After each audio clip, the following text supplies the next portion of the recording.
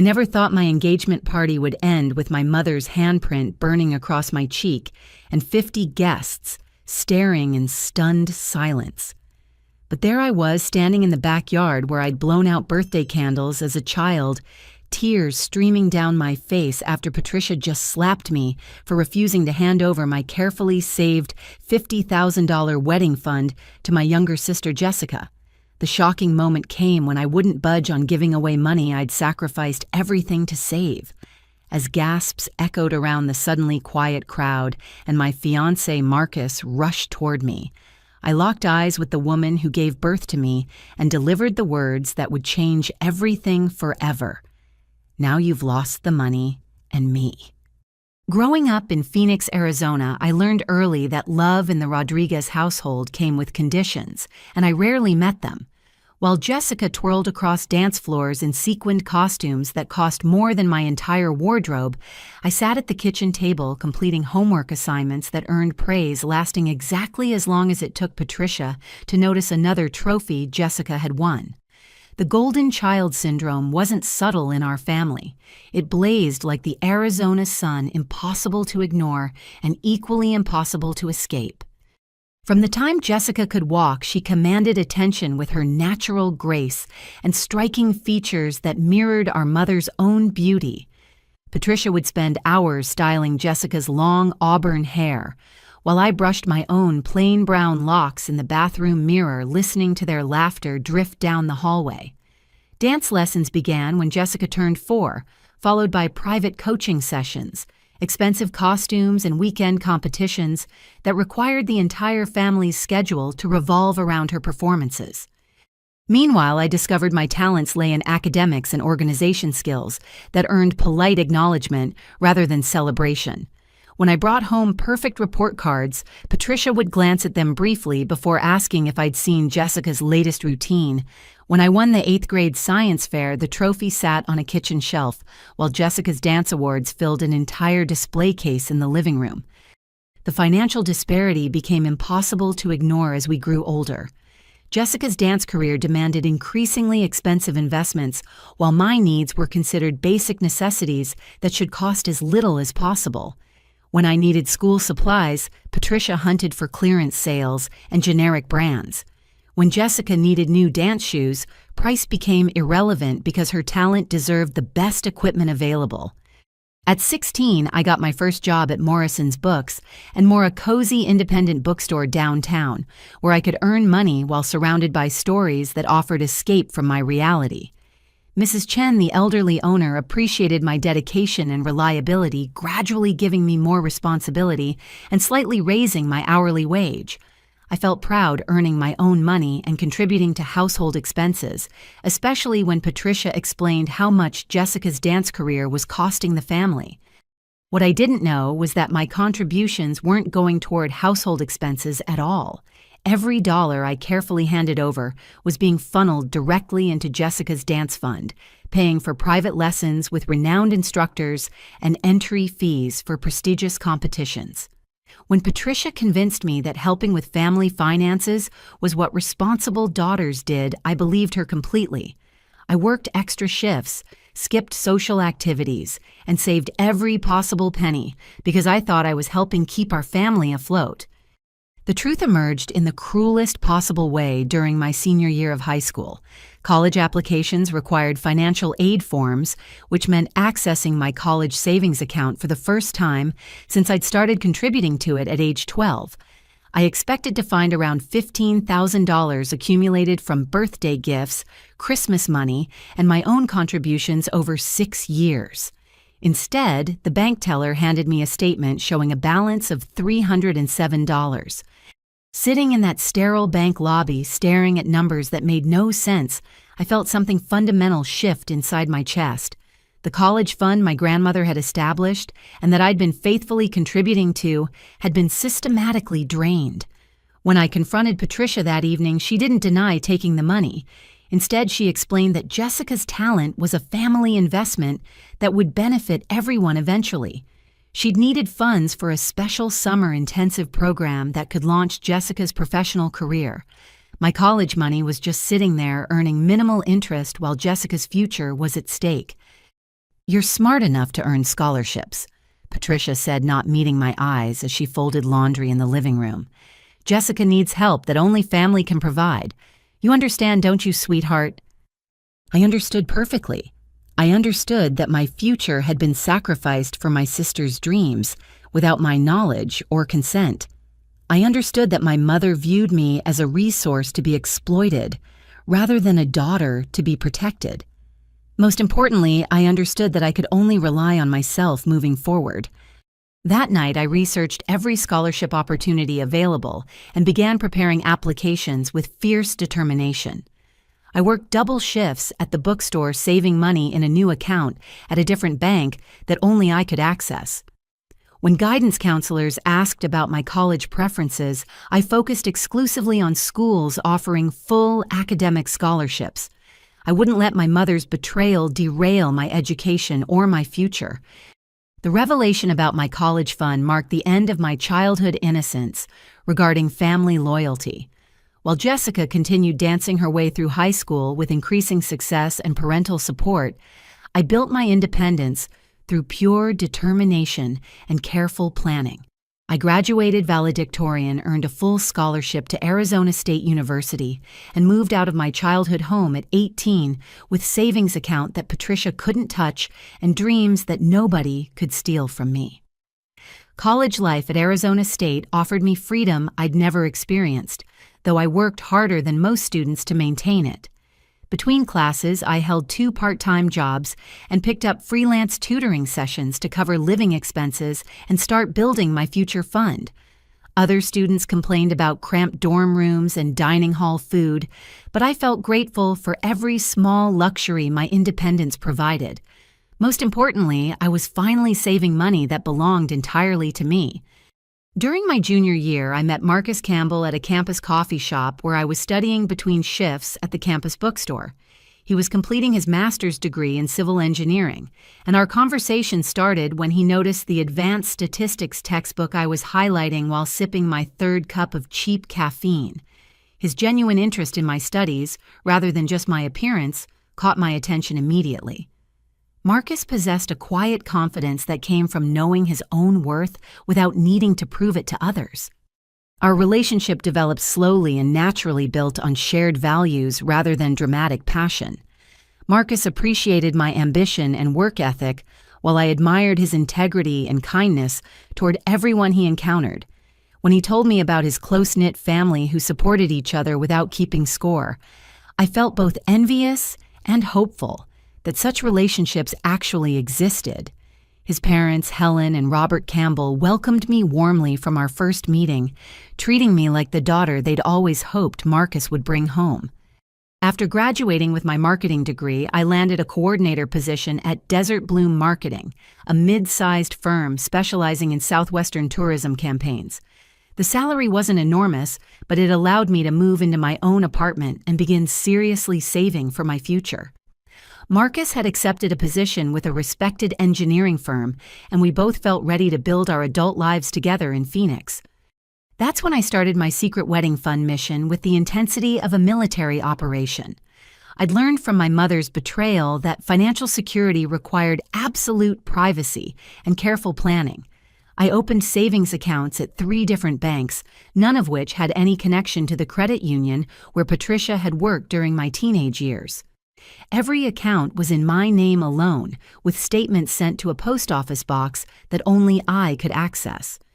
My saving strategy required extreme discipline that would have impressed financial advisors. I lived in a modest 1-bedroom apartment in an older complex that offered reasonable rent and utilities. My furniture came from thrift stores and garage sales carefully selected for durability rather than style. I cooked every meal at home, packing lunches for work and avoiding restaurants except for special occasions with Marcus. Designer clothes were completely off limits, replaced by classic pieces from discount retailers that could be mixed and matched for professional appearances. Entertainment expenses were minimal since I preferred reading library books to expensive movies and hiking Arizona's beautiful trails rather than costly weekend trips. When friends invited me to expensive activities, I politely declined and suggested alternatives that fit my budget. Some people thought I was cheap or antisocial, but Marcus understood my goals and often joined me for budget-friendly adventures that strengthened our relationship. The freelance work provided crucial additional income that went directly into savings. I edited college application essays for high school students, managed social media accounts for small businesses, and tutored struggling college students in statistics and marketing principles. Every extra dollar earned represented progress toward the financial independence that would protect me from ever being vulnerable to family manipulation again. By my 26th birthday, the wedding fund had grown to $30,000, and I felt confident about my progress. Marcus and I had been discussing marriage more seriously, and I wanted to contribute equally to our wedding costs rather than depending on his family's generosity. The fund represented more than money. It symbolized my ability to create the life I wanted through my own efforts. However, I gradually noticed signs that my financial privacy might not be as secure as I'd believed. Patricia's phone calls became increasingly frequent, and her questions about my job and living situation grew more specific. She'd ask about my apartment's rent, cost my car payment amount, and whether I was saving money for the future. I answered vaguely, but something about her persistent curiosity made me uncomfortable. The truth revealed itself during a routine visit to my primary bank for account maintenance. The teller mentioned that someone had called asking about my account balance, claiming to be updating family financial records for insurance purposes. The bank hadn't provided any information, but they wanted to verify that I'd authorized the inquiry. My blood ran cold as I realized Patricia was still trying to monitor my finances, even though I was a completely independent adult. Further investigation revealed that Patricia had maintained connections with several banking institutions through her previous credit union employment. While she couldn't access my accounts directly, she'd been using professional relationships to gather information about my financial status. The realization that my mother was essentially stalking my money made me feel violated and paranoid about every financial decision. I immediately changed banks again, choosing institutions with stricter privacy policies and no local connections to Patricia's former workplace. I also opened additional accounts under variations of my name and used my work address for all financial correspondence. The extra precautions felt excessive, but I'd learned that protecting myself from family interference required constant vigilance. As my savings approached $50,000, I noticed Patricia's phone calls becoming even more frequent and urgent. She began mentioning Jessica's relationship with Trevor, a struggling musician who played guitar at local coffee shops and open mic nights. Patricia described Trevor as talented and artistic qualities that clearly reminded her of her own abandoned dreams of becoming a professional dancer before family responsibilities intervened.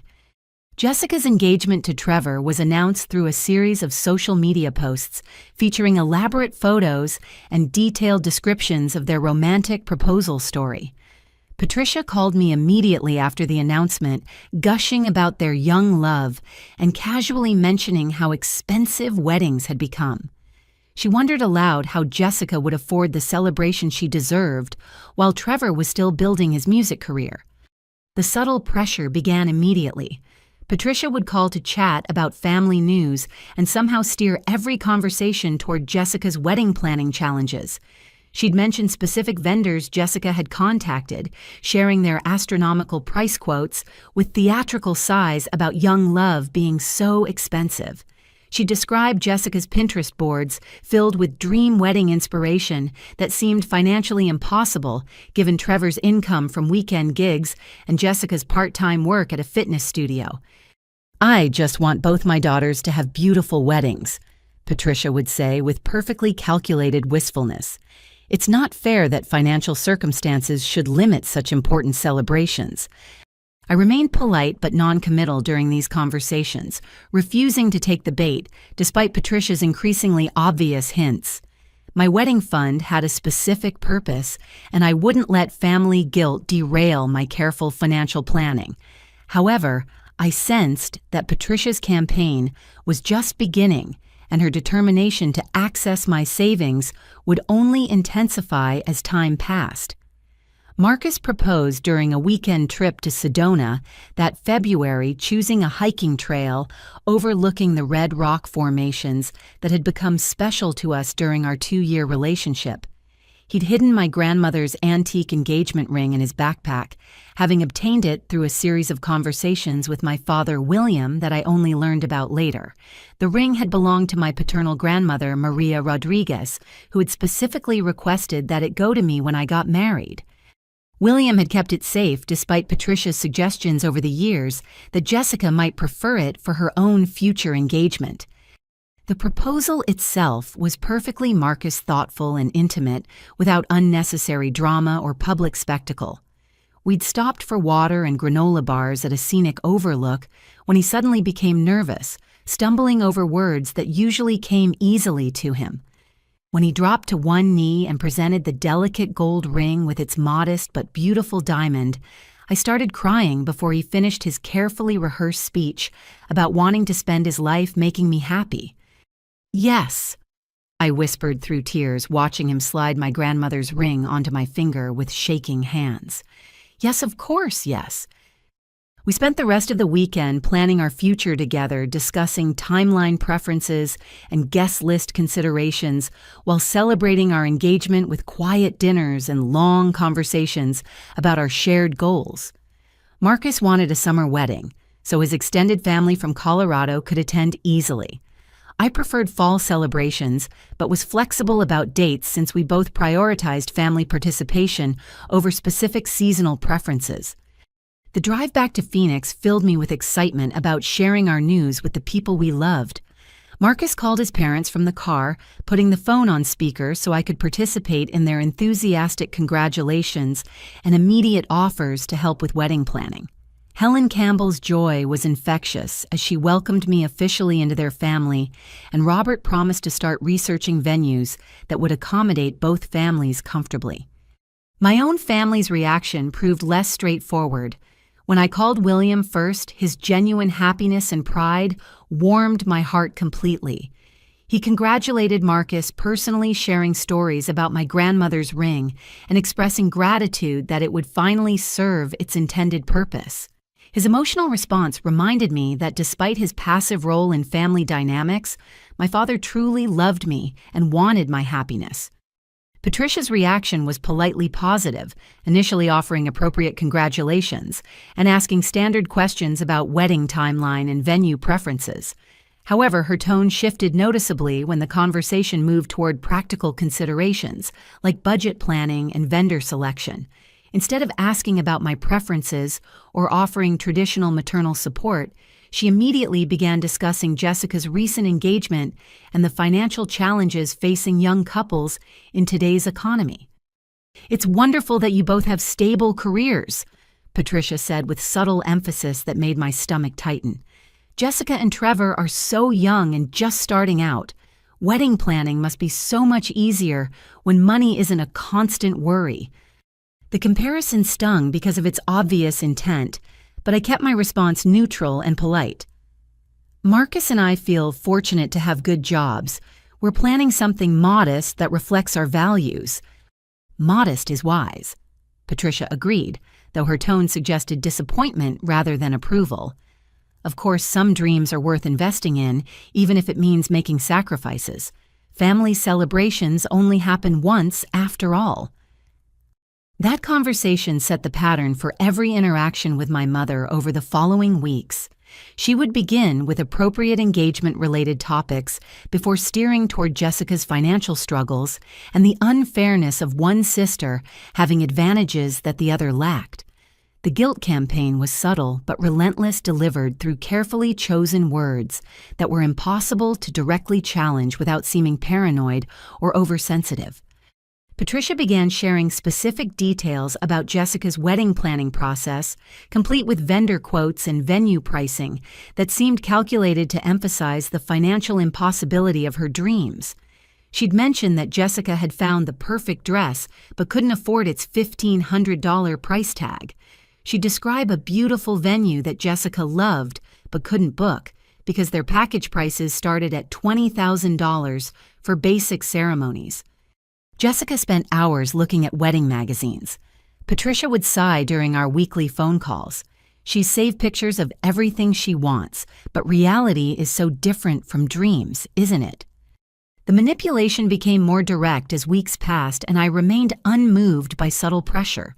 Patricia began making statements about family loyalty and the obligations that successful siblings had toward those who were struggling. She'd reference my college scholarship and stable career as evidence that I'd been blessed with advantages that came with responsibilities toward less fortunate family members. Success isn't just about personal achievement, she lectured during one particularly frustrating conversation. It's about lifting up the people you love when you have the ability to help them reach their potential. When indirect pressure failed to produce results, Patricia escalated to emotional blackmail that was much harder to deflect politely. She began crying during phone calls, describing her heartbreak over watching Jessica sacrifice her dreams because of financial limitations. She painted elaborate pictures of Jessica's disappointment and Trevor's growing frustration with their inability to afford a proper wedding celebration. "I just want both my daughters to be happy." Patricia would weep into the phone. "It breaks my heart that money has to come between family members who should be supporting each other." The guilt was overwhelming, even though I recognized the manipulation tactics clearly. Patricia was exploiting my love for Jessica and my desire to be a good person, using emotional weapons that she'd perfected over decades of controlling family dynamics. She knew exactly which buttons to push to make me feel selfish and ungrateful, despite the logic that told me my savings were legitimately mine to control. Marcus noticed my increasing stress and gently encouraged me to establish boundaries with my mother's pressure campaign. His family's healthy communication patterns provided a stark contrast to the dysfunction I'd grown up accepting as normal. Helen Campbell offered perspective from her own experience dealing with manipulative relatives, suggesting specific phrases I could use to redirect conversations without being confrontational. "You don't owe anyone explanations about your personal financial decisions," Helen reminded me during Sunday dinner at their house. "Family support goes both ways, and love shouldn't come with price tags attached to it." However, setting boundaries with Patricia proved more difficult than I'd anticipated. When I tried redirecting conversations away from Jessica's wedding expenses, my mother became hurt and accusatory, claiming that I was being secretive and distant from family concerns. When I explained that my wedding fund was specifically designated and couldn't be redistributed, she questioned why I needed so much money for a modest celebration. The pressure intensified when Patricia began recruiting other family members to support her campaign. During a cousin's birthday party, several relatives made comments about how wonderful it would be for the sisters to help each other with wedding planning. Aunt Sarah mentioned how lucky Jessica was to have such a successful older sister who could share resources and experience. Uncle David suggested that joint wedding planning might be more economical and bring the family closer together. Each comment felt like a coordinated attack designed to make me appear selfish for maintaining control over my own savings. The family members making these statements genuinely believed they were encouraging sisterly love and mutual support, not realizing they were participating in Patricia's manipulation campaign. I smiled politely and changed subjects, but the message was clear. The entire family expected me to finance Jessica's wedding dreams. The situation reached a breaking point when Patricia threatened to boycott our engagement party unless I promised to share my wedding fund with Jessica. She claimed that attending the celebration while knowing one daughter could afford her dreams while the other couldn't would be too emotionally painful to bear. She suggested that the engagement party should celebrate both couples equally with announcements about shared wedding planning and mutual financial support. "How can I smile and congratulate you when Jessica is crying herself to sleep every night?" Patricia demanded during our final pre-party phone call. "What kind of mother would I be if I celebrated one daughter's happiness while ignoring the other's heartbreak?" The ultimatum was delivered with theatrical emotion designed to make me cave under pressure, but instead it clarified my resolve completely. I realized that no amount of money would satisfy Patricia's demands because the issue wasn't really about wedding expenses. It was about control manipulation and her inability to accept that I'd become financially independent despite her attempts to exploit my resources throughout my life. "Mom," I said quietly, feeling calmer than I'd felt in weeks, "this is my engagement party with Marcus. If you choose not to attend, I'll be disappointed, but I'll understand. However, I won't compromise my financial security or change my wedding plans to accommodate demands that aren't reasonable or fair." The silence on the other end of the line lasted so long that I thought the call had dropped. When Patricia finally responded, her voice carried a cold edge that I'd never heard directed toward me before. "I hope you're prepared for the consequences of putting money ahead of family," she said before hanging up without saying goodbye. 2 days after Patricia's ultimatum, Jessica called me unexpectedly during my lunch break at work, her voice shaky with tears that sounded genuine until I considered the timing. She asked to meet for coffee that afternoon, claiming she needed sisterly advice about wedding planning stress that was overwhelming her completely. Against my better judgment, I agreed to meet at our usual spot, a quiet cafe near her fitness studio, where we'd shared conversations throughout our adult relationship. Jessica arrived looking deliberately fragile, wearing minimal makeup that emphasized the dark circles under her eyes, and choosing clothes that made her appear smaller and more vulnerable than usual. She ordered only herbal tea while I purchased my usual coffee and pastry, immediately launching into a heartbreaking description of her wedding planning struggles that was clearly rehearsed, but delivered with convincing emotion. I never realized how expensive everything would be. She began dabbing at her eyes with tissue she'd brought specifically for this conversation. "Trevor and I are trying to be practical, but even the simplest options cost more than we make in months." She described visiting venue after venue only to discover that basic rental fees exceeded their entire budget before adding necessary expenses like catering, flowers, and photography. She painted pictures of Trevor's disappointment when they had to cross beautiful locations off their list, emphasizing his growing frustration with their financial limitations and her fear that he might begin questioning their engagement. "He's starting to talk about just going to the courthouse," Jessica whispered, making it sound like the worst possible outcome rather than a perfectly valid choice. "But this is supposed to be the most important day of our lives. I've dreamed about my wedding since I was little, and now it feels like I'll have to settle for something that doesn't reflect how much we love each other." The manipulation was sophisticated because it mixed legitimate wedding planning stress with calculated emotional pressure designed to make me feel guilty about my financial advantages. Jessica was genuinely overwhelmed by wedding costs, but she was also deliberately exaggerating their situation to create sympathy that would translate into financial support from her more successful older sister. She shared specific examples of compromises they were making, each story crafted to maximize my emotional response while minimizing focus on whether those compromises were actually problematic. She described looking at secondhand wedding dresses because new ones were too expensive, choosing artificial flowers because real ones cost too much, and considering potluck receptions because professional catering was beyond their reach. "I know you think I'm being dramatic," Jessica continued, reading my skeptical expression accurately, "but you have to understand what it's like to love someone and not be able to give them the celebration you both deserve. Every decision feels like we're admitting that our love isn't worth investing in properly." The emotional manipulation escalated when Jessica began describing specific wedding vendors she'd contacted, sharing their enthusiastic responses to her initial inquiries, followed by awkward conversations when pricing information was revealed. She painted elaborate pictures of helpful professionals who clearly wanted to work with her, but couldn't justify reducing their rates below sustainable levels for their businesses.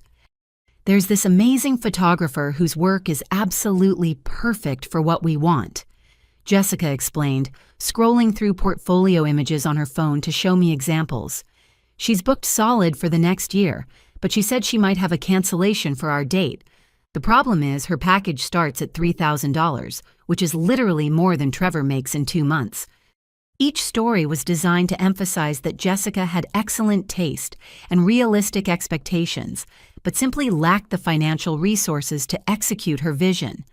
The subtext was clear: with modest financial assistance from her successful sister, she could have the wedding of her dreams, while I would barely notice the reduction in my own wedding budget. Jessica was careful to avoid making direct requests for money during the first part of our conversation, instead focusing on building empathy and establishing the legitimacy of her financial struggles. She wanted me to reach the conclusion independently that helping her was the logical and sisterly thing to do, rather than feeling pressured by explicit demands that might trigger my defensive instincts. However, when I remained sympathetic but non-committal about her wedding challenges, Jessica's approach became more direct and emotionally intense. She began describing the impact their financial limitations were having on her relationship with Trevor, painting alarming pictures of growing tension that threatened their entire engagement. Trevor comes from a family where money isn't constantly an issue, Jessica explained with carefully chosen words. His parents are divorced, but they both have stable careers, and they're planning to contribute significantly to his wedding expenses. I think he's starting to realize how different our family situations are. The implication was that Trevor might reconsider his engagement if Jessica couldn't provide a wedding that matched his family's financial contributions, a devastating possibility that would destroy her happiness while proving her unworthiness of lasting love. Jessica was essentially arguing that her relationship's survival depended on external financial support that only I could provide. I'm scared that he's going to start seeing our financial stress as a preview of our entire married life. Jessica continued, tears flowing more freely as she built toward her emotional crescendo. What if he decides that love isn't enough to overcome constant worry about money? What if he realizes he could find someone whose family can actually contribute to building their future together? The manipulation reached its peak when Jessica shifted from describing her own fears to questioning my priorities as her sister and best friend. She suggested that my resistance to helping financially indicated a fundamental lack of care for her happiness and well-being, transforming the conversation from a request for support into a test of familial loyalty. "I know you've worked hard for your money," Jessica said, her tone becoming slightly accusatory despite her continued tears. "But I also know that you love me and want me to be happy. I keep wondering whether you're holding back because you don't think I deserve help or because you don't really understand how desperate our situation has become." When I tried to explain that my wedding fund served a specific purpose and couldn't be redistributed without compromising my own financial security, Jessica's demeanor shifted dramatically. The vulnerable, tearful persona disappeared, completely replaced by cold calculation that revealed the true nature of our conversation. "Actually, I've been recording our conversations for the past few weeks," Jessica announced, casually producing her smartphone and showing me several audio files labeled with dates and times.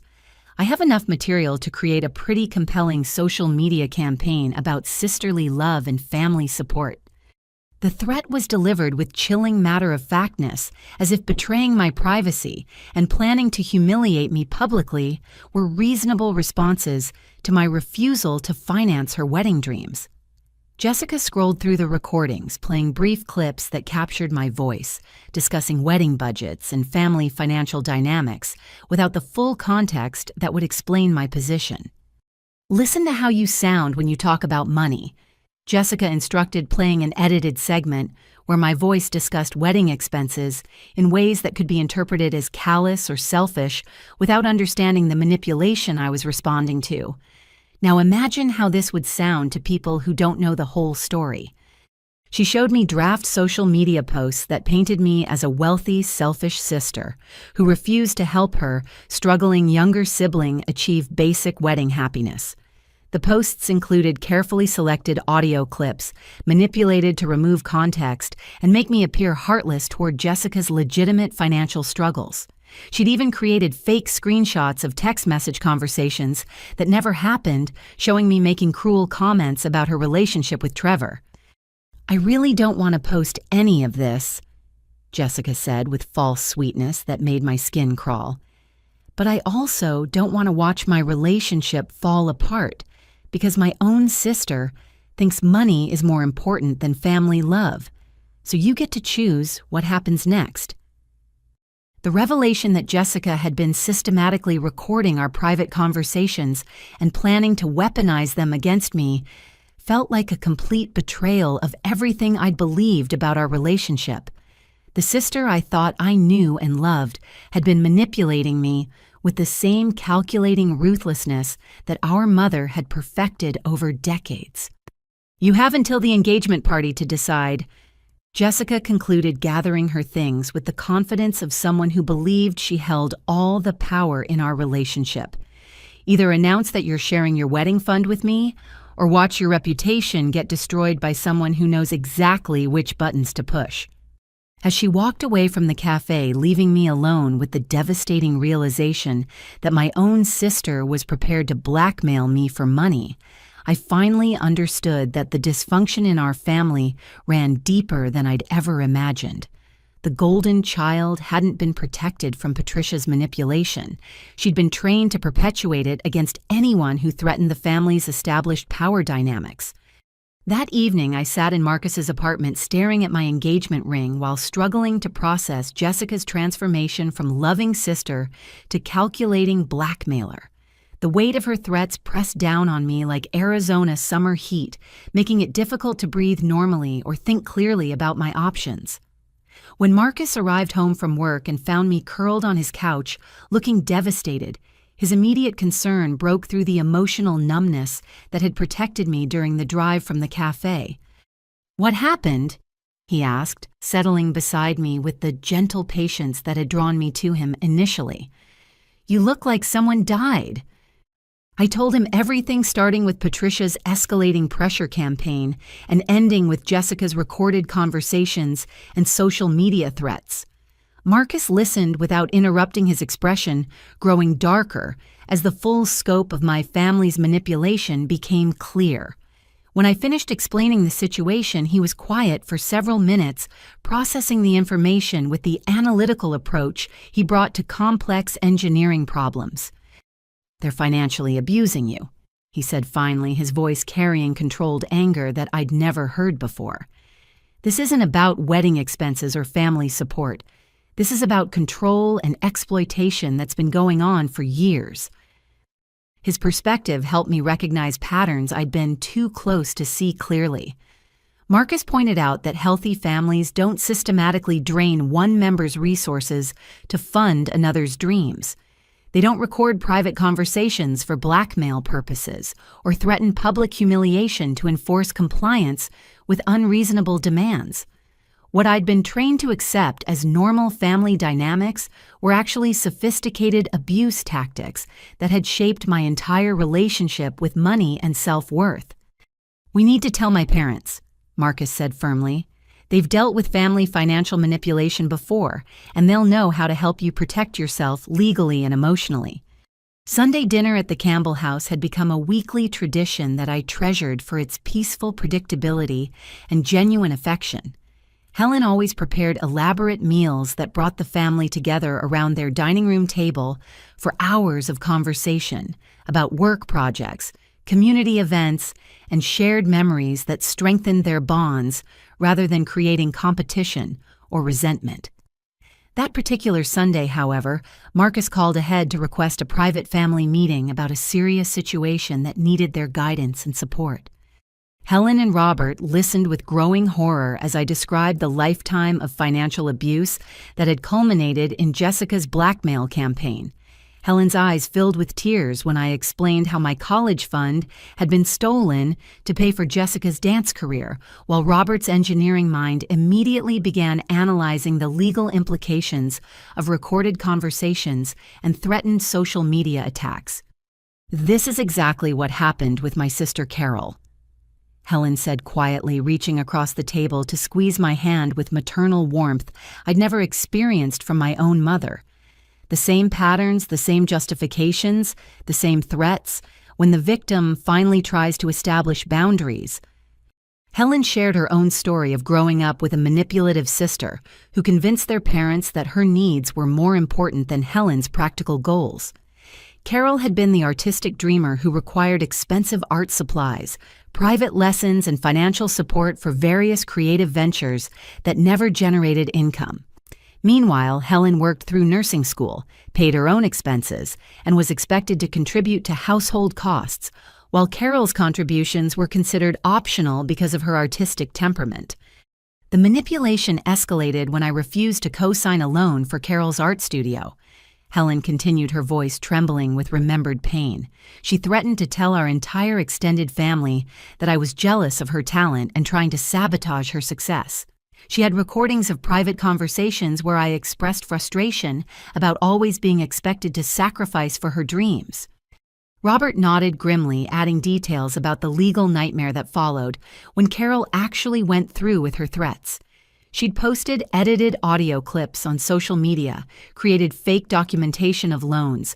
She claimed Helen had refused to repay, and convinced several family members that Helen was a selfish sister who had abandoned her obligations to family solidarity. The worst part was watching our parents choose sides. Helen said, tears flowing freely now. They were so invested in Carol's success that they couldn't see how their favoritism was destroying both daughters.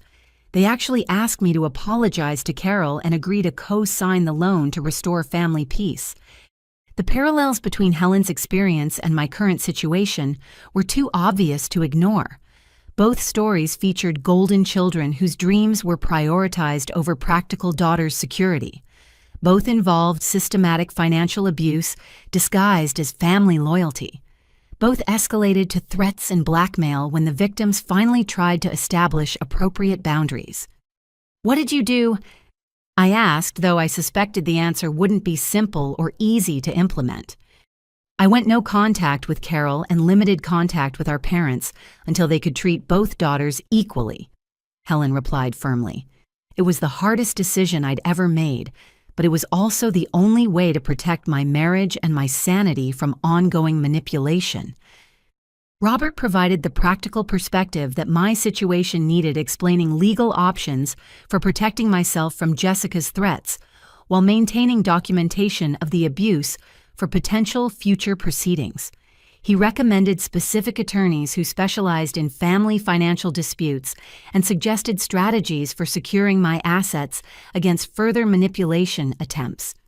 However, the most surprising support came when Helen made an offer that took my breath away completely.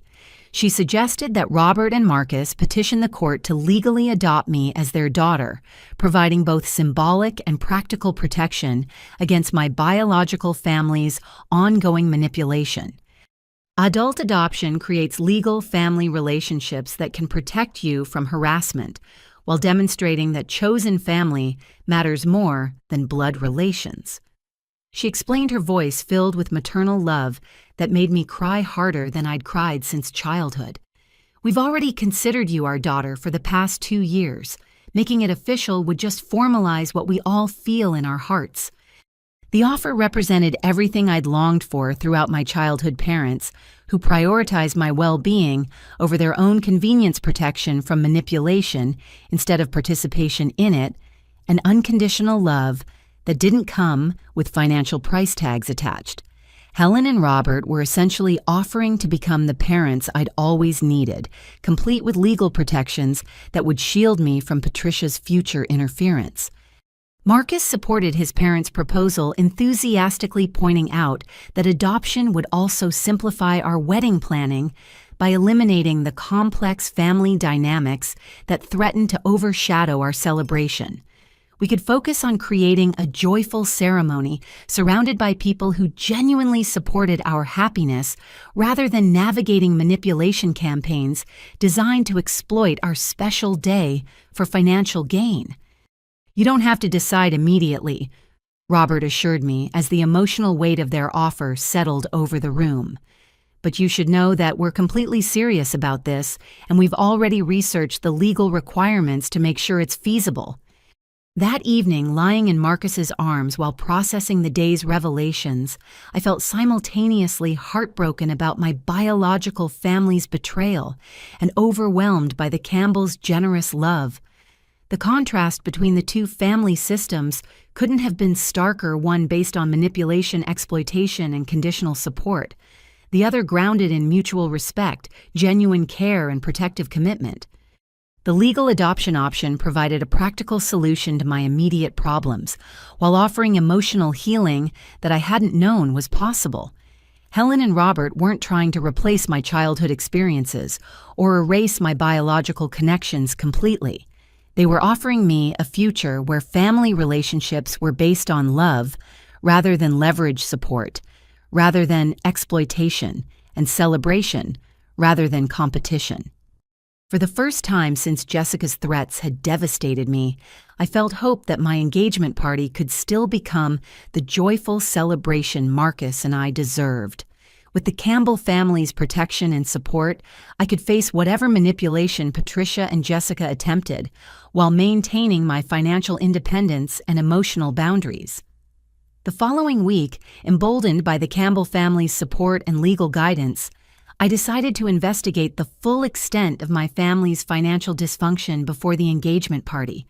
Robert had recommended a forensic accountant who specialized in family financial abuse cases, and her initial consultation revealed investigative techniques I could implement independently to understand how deeply the manipulation had penetrated our family's financial structure. My research began with public record searches that revealed shocking information about my childhood home's mortgage history. The house that William and Patricia had purchased shortly after their marriage should have been completely paid off by the time I graduated high school, given their combined incomes and the relatively modest home prices when they'd bought it in the early 1990s. Instead, county records showed a series of refinancing transactions that had steadily increased the mortgage balance over the past 10 years. Each refinancing had extracted equity from the home, converting Patricia and William's primary asset into a source of cash that had funded an increasingly expensive lifestyle centered around Jessica's various pursuits. The pattern was clear once I understood what to look for. Every time Jessica's activities required significant financial investment, another refinancing transaction appeared in the public records. Dance competition seasons coincided with cash-out refinancing that provided funds for travel costumes and entry fees. Jessica's brief modeling career attempt had been funded through a home equity line of credit that remained largely unpaid. Most recently, a substantial refinancing had occurred just 3 months ago, right around the time Jessica's engagement had been announced. Armed with this information, I confronted William during an unexpected visit to his office at the insurance agency, where he'd worked for over 20 years. I found him during his lunch break looking older and more stressed than I'd noticed during recent family gatherings. When I presented the refinancing documentation, I discovered his face crumpled with shame and exhaustion that spoke to years of financial pressure he'd been hiding from everyone. "How much do you owe now, Dad?" I asked gently, though. I braced myself for an answer that would be worse than I'd imagined. $230,000, he whispered, staring at his desk rather than meeting my eyes. The house was worth maybe $180 before the market started dropping last year. The numbers represented a financial catastrophe that went far beyond wedding planning difficulties. William and Patricia, both in their mid-50s, owed significantly more on their home than it was currently worthwhile approaching retirement age, with minimal savings and mounting debt obligations. The refinancing strategy that had funded Jessica's lifestyle had essentially stolen their financial security and left them vulnerable to foreclosure if either lost their job or faced unexpected medical expenses. "Dad, this is financial suicide," I said, struggling to keep my voice calm while processing the magnitude of their situation. "How did you let it get this bad?"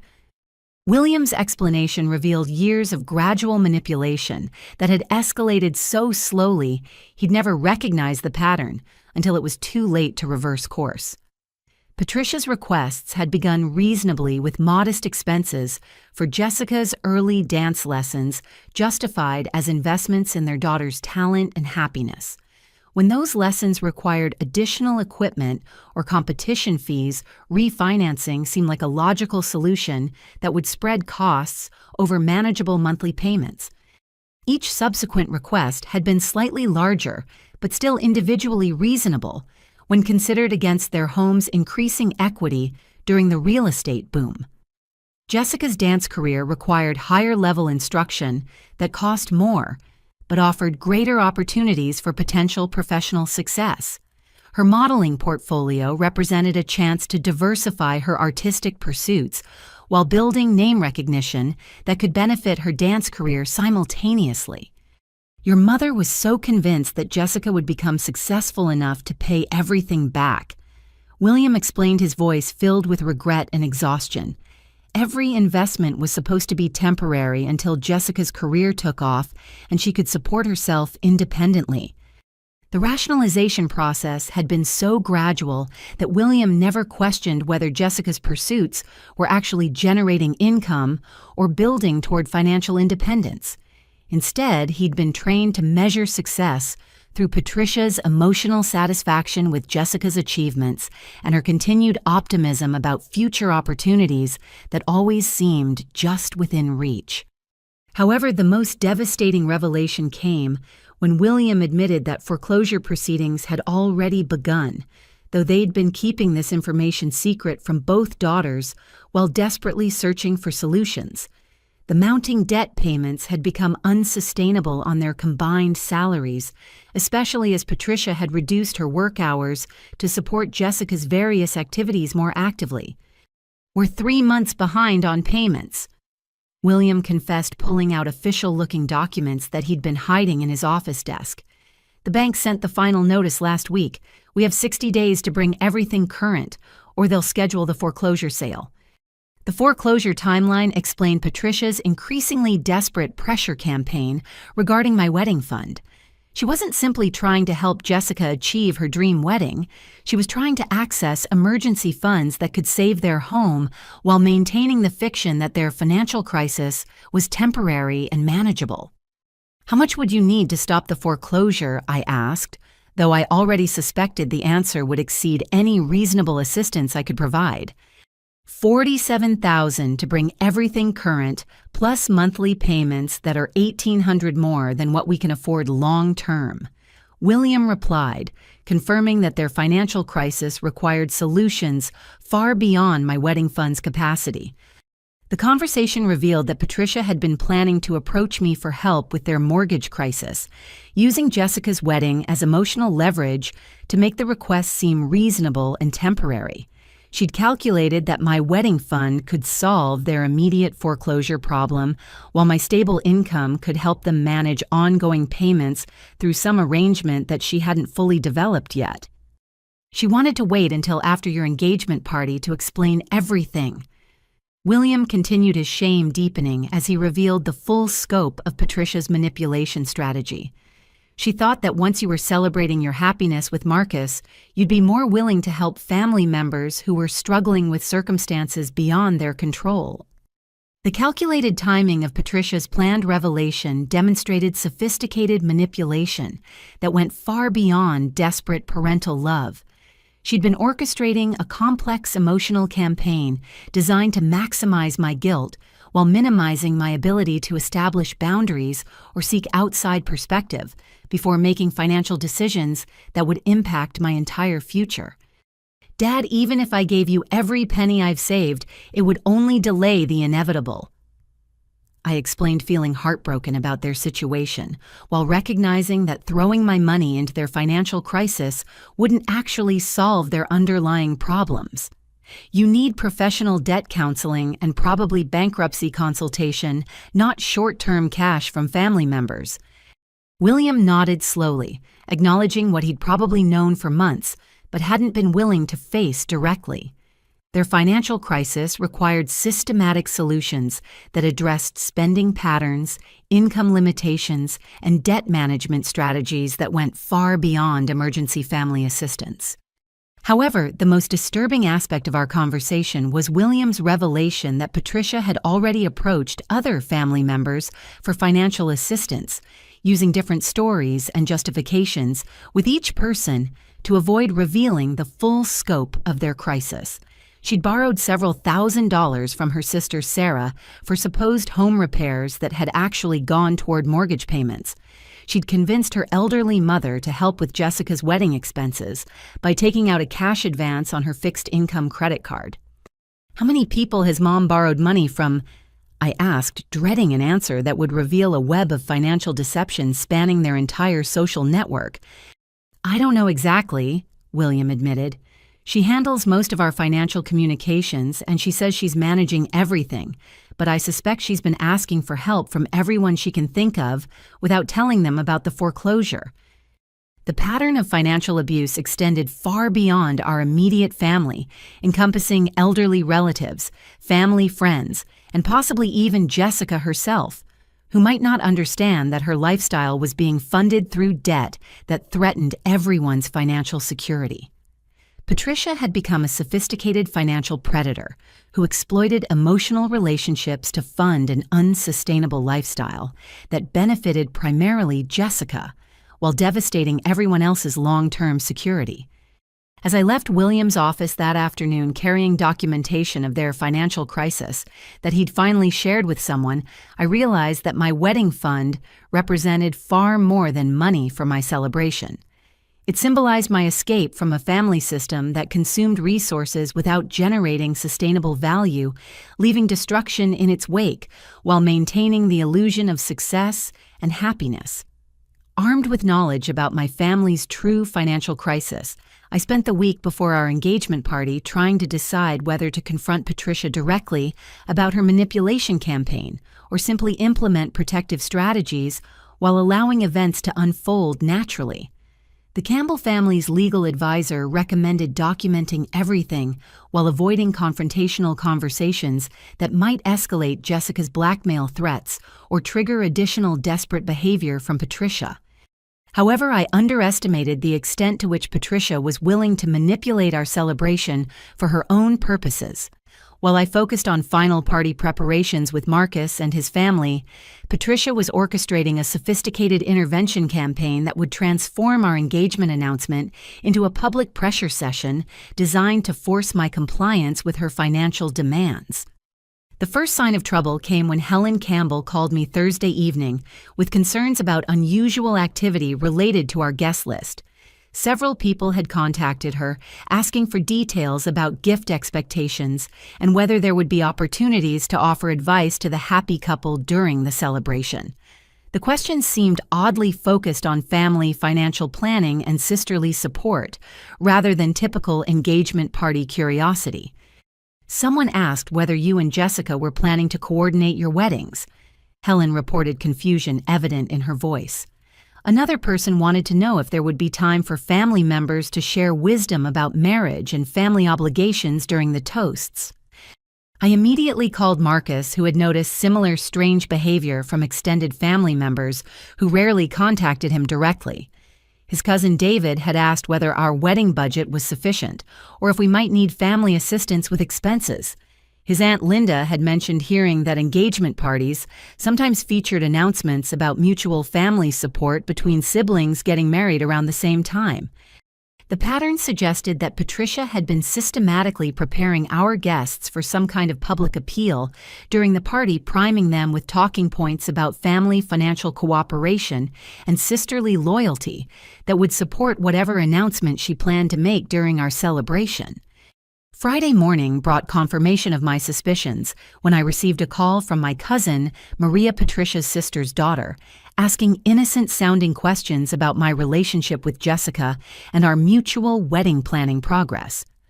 Maria mentioned how wonderful it was that sisters could support each other during such expensive life events, and how much our extended family admired siblings who shared resources to help each other achieve their dreams.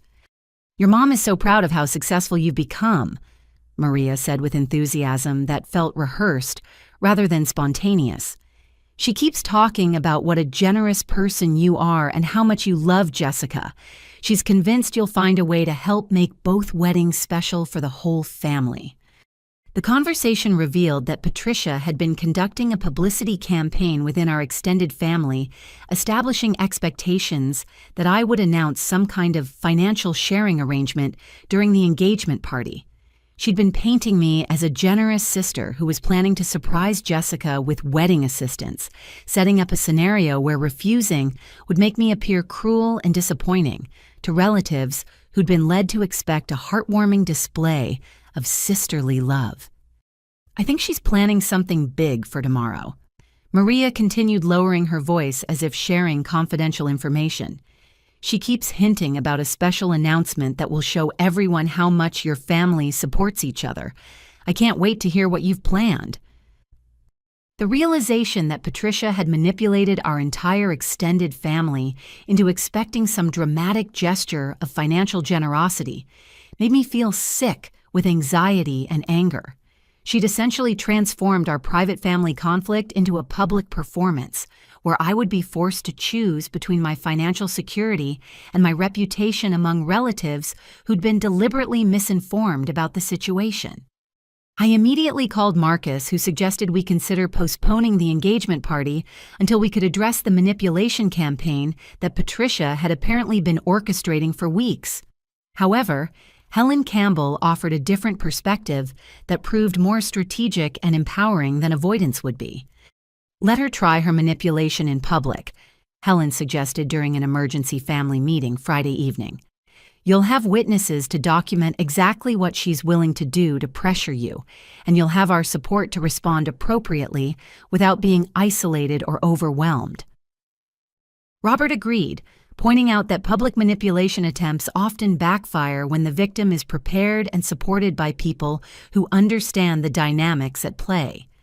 If Patricia had coached extended family members to pressure me during the party, those same family members would witness firsthand the extent of her manipulation when I refused to comply with unreasonable demands. The truth has a way of becoming obvious when manipulators overreach, Robert said confidently. If she's planning to ambush you publicly, she's going to expose herself to people who thought they were supporting legitimate family cooperation. Marcus was less comfortable with the idea of allowing our engagement celebration to become a confrontation zone, but he understood that avoiding the situation would only postpone the inevitable while giving Patricia additional time to escalate her pressure campaign. We decided to proceed with the party while implementing protective strategies that would help us maintain control, regardless of what Patricia attempted. The protective strategies included having Helen and Robert attend as my adoptive parents, giving me parental advocates who could intervene if the situation became abusive. Marcus and I prepared specific responses to likely manipulation attempts, practicing calm language that would expose unreasonable behavior without becoming defensive or emotional.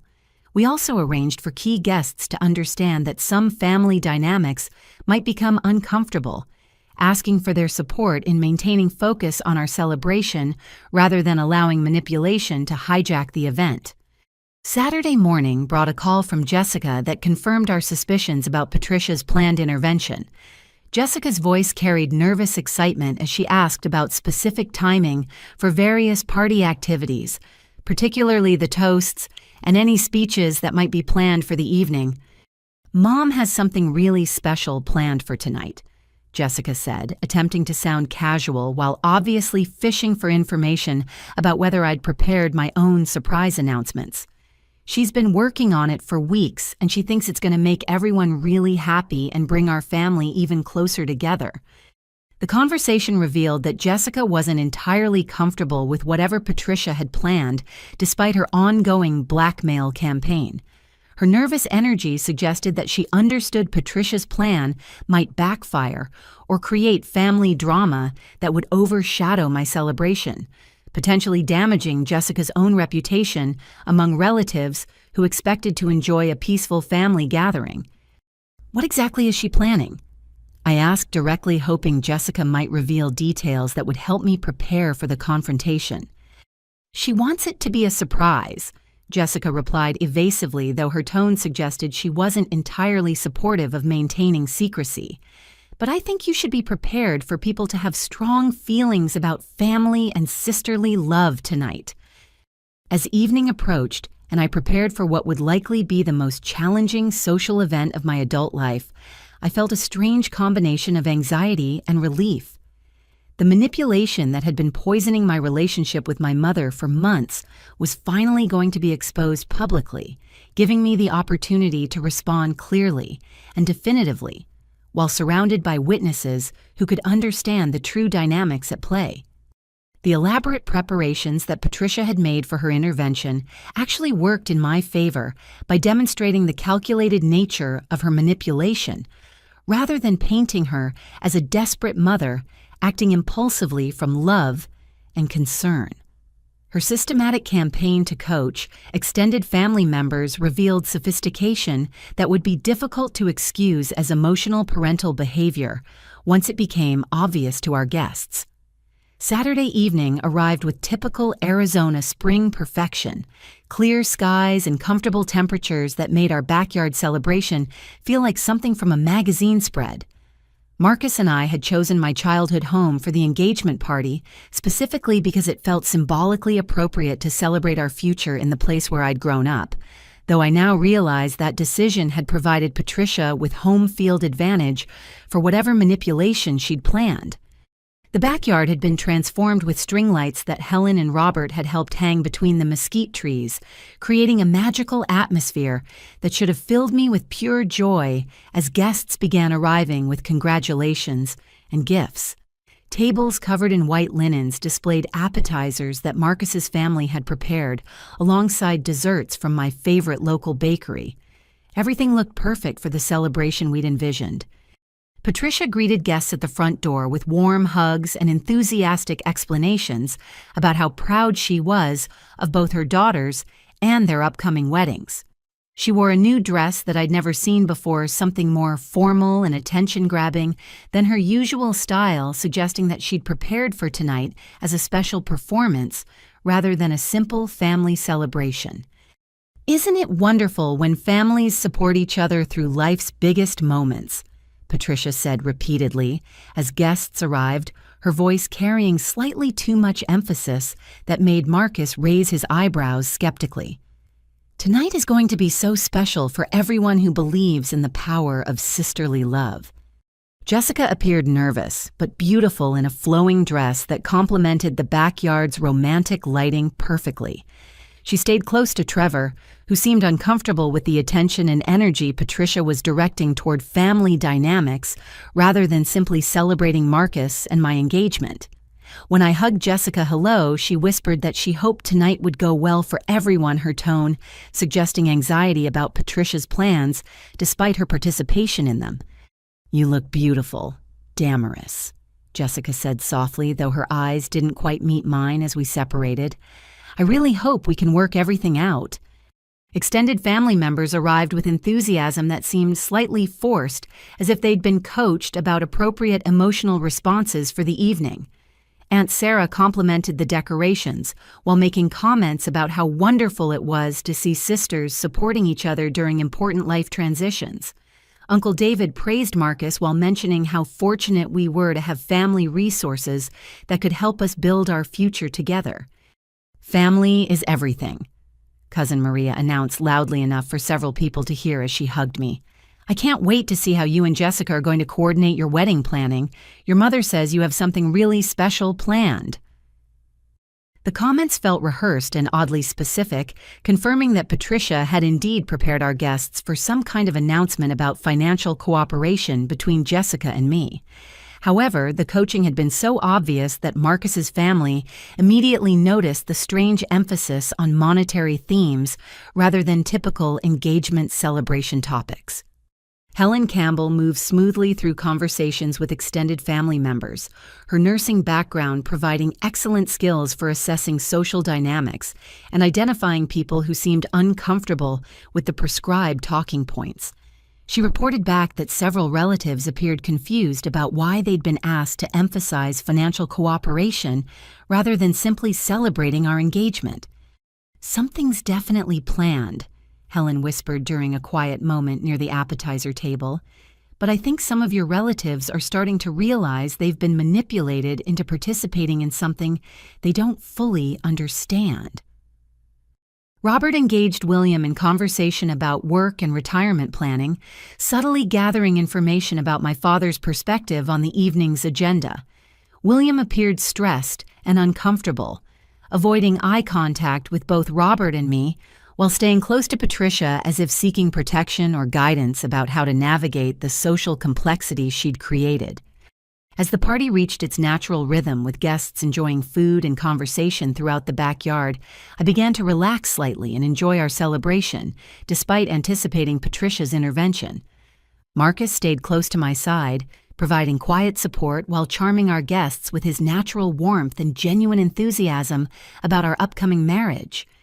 The first hour passed peacefully enough that I started hoping Patricia might have reconsidered whatever manipulation she'd planned choosing, instead to simply enjoy her daughter's engagement celebration like a normal mother would.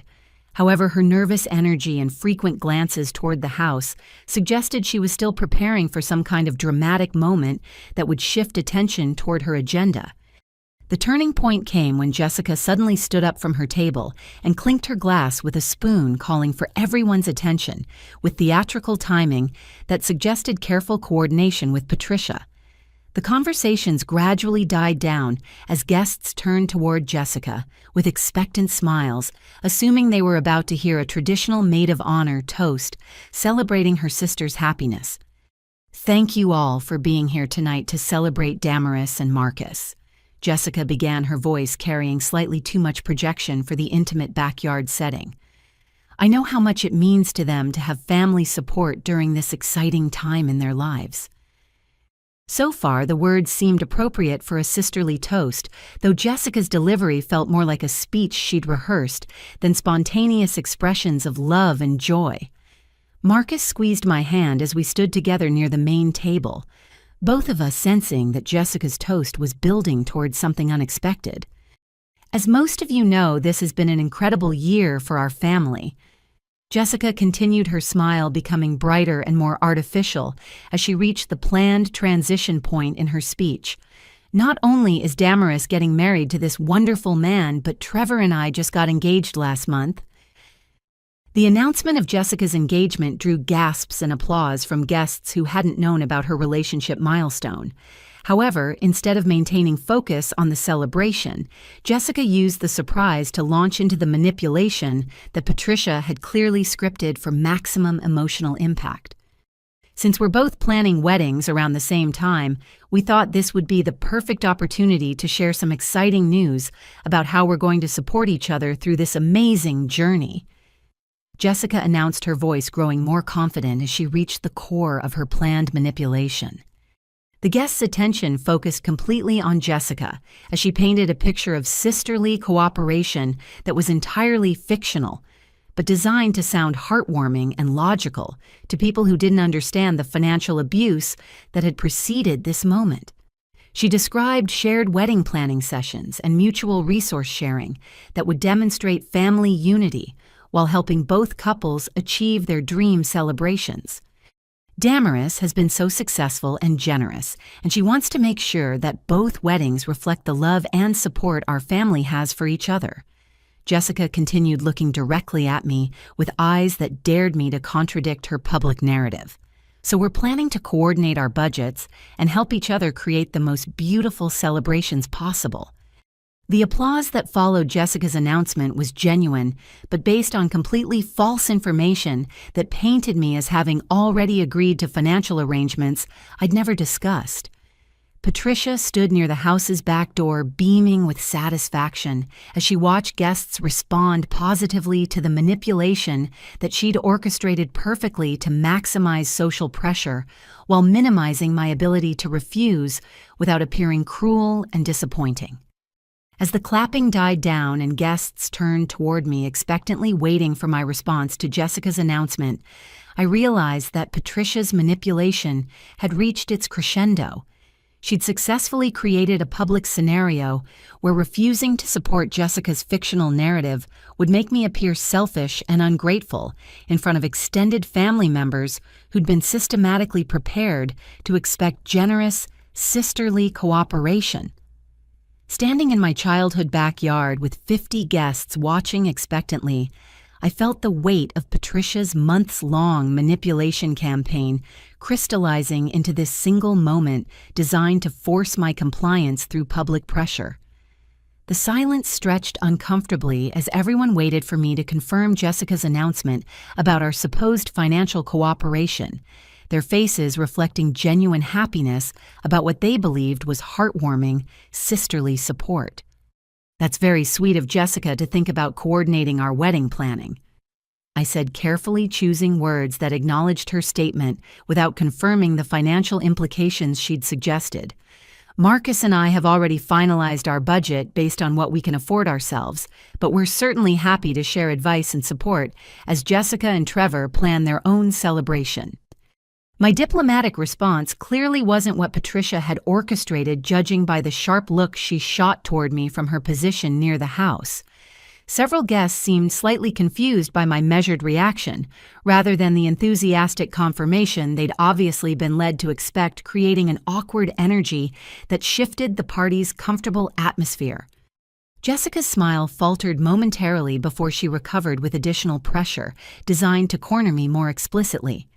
"Actually, Damaris has been so generous that she's offered to help with more than just advice," she announced, her voice carrying a slight edge that suggested desperation beneath her cheerful facade.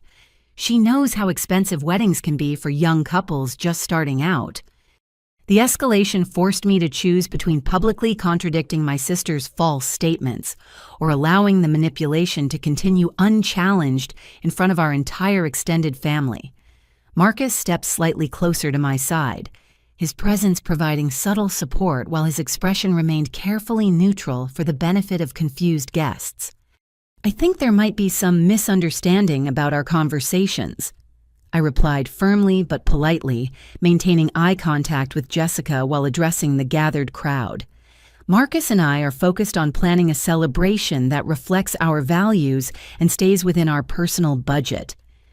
Patricia chose that moment to step forward from her observation post, her timing calculated to rescue Jessica's failing manipulation attempt, while escalating the pressure to levels that would be harder for me to deflect through diplomatic language. "Don't be so modest, sweetheart," Patricia said with false warmth that barely concealed her desperation as she moved toward the center of attention. "We all know how successful you've been, and family members who have advantages should help those who are struggling during important life moments." The statement was carefully crafted to sound like general wisdom about family loyalty rather than specific demands for my money, but the context made her meaning unmistakably clear to everyone present. Patricia was publicly declaring that my financial success created obligations to support Jessica's wedding expenses, regardless of my own preferences or financial goals. "Family support goes both ways," Helen Campbell interjected smoothly, stepping forward with maternal authority that immediately shifted the dynamic in my favor. "But it should never involve pressure or expectations that make anyone uncomfortable during what should be joyful celebrations." Patricia's expression tightened at Helen's interference in her carefully orchestrated manipulation, though she maintained her sweet facade while assessing this unexpected challenge to her control over the situation. "Of course, family support should be willing," Patricia agreed with false reasonableness, "but I know Damaris well enough to understand how much she loves her sister and wants Jessica to be happy. Sometimes we need encouragement to do what we know is right in our hearts." The manipulation was becoming more obvious as Patricia revealed her true agenda through increasingly direct pressure rather than maintaining the subtle approach that had worked during private conversations. Several guests were beginning to look uncomfortable with the tension underlying what should have been a simple engagement celebration. "Actually, I have something that might help clarify the family's financial situation," Patricia announced, suddenly producing a manila folder that she'd apparently hidden near the house for dramatic effect. I brought some documents that show how family resources should be distributed fairly among both daughters. The folder's contents proved to be the fake legal documents that Patricia had created to support her claims about my savings belonging to a family trust. She presented them with theatrical flourish, explaining to the confused guests that my grandmother had established financial arrangements that required sharing resources between both granddaughters during major life events. These trust documents clearly show that Damaris's savings are actually part of a family fund intended to support both girls equally. Patricia announced opening the folder and displaying official-looking paperwork that appeared legitimate to people who weren't familiar with legal language or trust administration procedures. The fake documents represented a new level of manipulation that went beyond emotional pressure into actual fraud designed to convince witnesses that my financial independence was legally questionable. Patricia was essentially attempting theft through deception while using our engagement party as the venue for her crime. "May I examine those documents?" Robert Campbell asked politely, stepping forward with the professional authority of someone familiar with legal paperwork through his construction business experience. "Trust administration is quite complex, and I'd like to understand the specific provisions being referenced." Patricia hesitated momentarily before handing over the folder, clearly not expecting anyone present to have enough legal knowledge to challenge her fabricated documentation immediately. Robert examined the papers quickly, his expression growing grimmer as he identified obvious forgeries and legal impossibilities. "These documents contain several significant errors," Robert announced calmly, his voice carrying enough authority to command complete attention from every guest in the backyard. "The notary's stamp is from someone who lost their license in 2013, and several referenced statutes don't actually exist in Arizona trust law." The revelation that Patricia had attempted to use fraudulent legal documents to steal my savings sent shocked murmurs through the crowd of relatives who had believed they were witnessing legitimate family financial planning. Patricia's face flushed with embarrassment and anger as her manipulation was exposed publicly in front of people whose opinions she valued. "There must be some mistake," Patricia said, desperately reaching for the documents that Robert continued examining with professional thoroughness. "Those papers came from our family attorney." "No reputable attorney would prepare documents with these kinds of basic errors," Robert replied, firmly maintaining possession of the evidence while addressing the increasingly uncomfortable crowd. "These appear to be fabricated to support claims that have no legal foundation." The exposure of Patricia's fraud marked the point where her manipulation campaign transformed from family pressure into criminal behavior, witnessed by dozens of people who could testify about her willingness to commit document forgery in pursuit of accessing my savings. The fake legal documents proved that her financial desperation had driven her to cross lines that most people would consider unforgivable. Marcus moved closer to my other side as Patricia's desperation became increasingly obvious to everyone present. Her carefully planned manipulation had backfired spectacularly, exposing her true character to extended family members who had previously respected her as a devoted mother supporting her daughter's dreams. "I think we should focus on celebrating Damaris and Marcus rather than discussing complicated financial matters," Uncle David suggested diplomatically, clearly hoping to redirect the party away from the family drama that Patricia had created. However, Patricia was too invested in her manipulation campaign to accept defeat gracefully.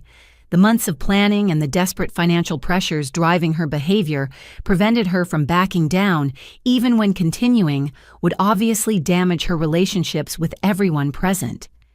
"I'm not going to stand here and watch one daughter have everything while the other struggles," Patricia declared, her voice rising with emotion that had shifted from calculated manipulation to genuine desperation. "Damaris has advantages that Jessica doesn't have, and refusing to share them is selfish and wrong." The public accusation that I was selfish for maintaining control over money I'd earned and saved independently finally pushed the confrontation beyond diplomatic resolution into direct conflict that would require clear responses rather than continued attempts at family peacekeeping. The tension in the backyard had reached a breaking point as Patricia's desperation became increasingly visible to our guests. Her mask of maternal concern was slipping away, revealing the manipulative desperation that had driven months of pressure campaigns and now fraudulent document creation. I knew I had to address her accusations directly rather than allowing her to continue painting me as selfish in front of our extended family. "Mom, these documents are fake," I said, clearly keeping my voice calm and steady despite the adrenaline coursing through my body. "You created false legal paperwork to try to steal money that I earned and saved independently. That's fraud, and everyone here just witnessed you attempt it." Taking out my phone, I began searching for information about the supposed legal statutes referenced in Patricia's fake documents, speaking loudly enough for nearby guests to hear my findings. The internet search quickly revealed that 2 of the cited laws had never existed in Arizona legal code, while the third had been repealed over a decade ago. The Arizona Revised Statute Section 43-1157 that these documents reference was repealed in 2008. I announced, showing my phone screen to several guests who gathered closer to examine the evidence. And the family trust provisions cited in paragraph 3 reference federal regulations that were never enacted into law. The legal inconsistencies were obvious enough that anyone with basic internet access could verify them, independently destroying any remaining credibility Patricia's fake documents might have possessed among guests who had been uncertain about the family dynamics they were witnessing. The notary stamp belongs to Sandra Mitchell, who lost her license in 2013 for participating in real estate fraud. I continued my voice gaining strength as I systematically demolished Patricia's fabricated evidence. These documents couldn't be legitimate even if the legal references were accurate. Patricia watched her carefully constructed manipulation campaign crumble in real time as guests began murmuring among themselves about the obvious fraud they had witnessed. Several relatives pulled out their own phones to verify the legal information I was sharing, confirming my findings and expressing shock that Patricia had attempted such elaborate deception during what should have been a joyful family celebration. "This is ridiculous," Patricia said desperately, her voice rising with panic as she realized that her manipulation had not only failed, but had exposed her to potential criminal charges in front of dozens of witnesses. "You're being deliberately difficult about helping your own sister because you're jealous of her happiness." The accusation that I was jealous of Jessica rang hollow after the evidence of systematic financial fraud that Patricia had just attempted. Guests who might have been swayed by emotional appeals about sisterly love were now witnessing criminal behavior that went far beyond family disputes about money. "I'm not jealous of Jessica, and this isn't about her happiness," I replied firmly, maintaining eye contact with Patricia while addressing the broader audience that she had recruited for her manipulation campaign. "This is about you creating fake legal documents to steal money from your own daughter. That's not family support. That's financial abuse." Marcus stepped closer to my side as Patricia's face contorted with rage that she could no longer contain behind her facade of maternal concern. The public exposure of her fraud had triggered desperation that was making her increasingly unpredictable and potentially dangerous. "How dare you accuse me of abusing you?" Patricia screamed, abandoning all pretense of reasonable behavior as her manipulation campaign collapsed completely. "I've sacrificed everything for both of my daughters, and this is how you repay my love and devotion." Helen Campbell moved closer to our group, her maternal instincts recognizing that Patricia's escalating desperation might lead to behavior that could harm me emotionally or even physically. Robert maintained possession of the fraudulent documents while positioning himself to intervene if Patricia's rage turned toward violence against anyone present. "You sacrificed my college fund to pay for Jessica's dance lessons without my knowledge or consent," I stated clearly, my voice carrying across the suddenly silent backyard as guests absorbed the revelation about long-term financial abuse. You've been stealing from me for over a decade, and now you're trying to steal my wedding fund through fake legal documents. That's not sacrifice, that's theft. The systematic financial abuse that I described painted a picture of manipulation that went far beyond current wedding planning pressures into years of exploitation that had shaped my entire relationship with money and family trust. Guests who had been prepared to support reasonable family financial cooperation were now confronting evidence of criminal behavior that demanded completely different responses. "You're lying," Patricia shrieked, though her denial carried no conviction since the evidence of her fraud was literally being held by Robert Campbell, while dozens of witnesses had watched her present fake documents as legitimate family legal arrangements. "You've always been ungrateful for everything your father and I have done for you." "I'm grateful for the love and support I've received," I replied, surprising myself with how calm I remained, despite Patricia's escalating hysteria. "But I won't be grateful for theft, manipulation, and fraud committed against me by someone who should have protected me instead of exploiting me."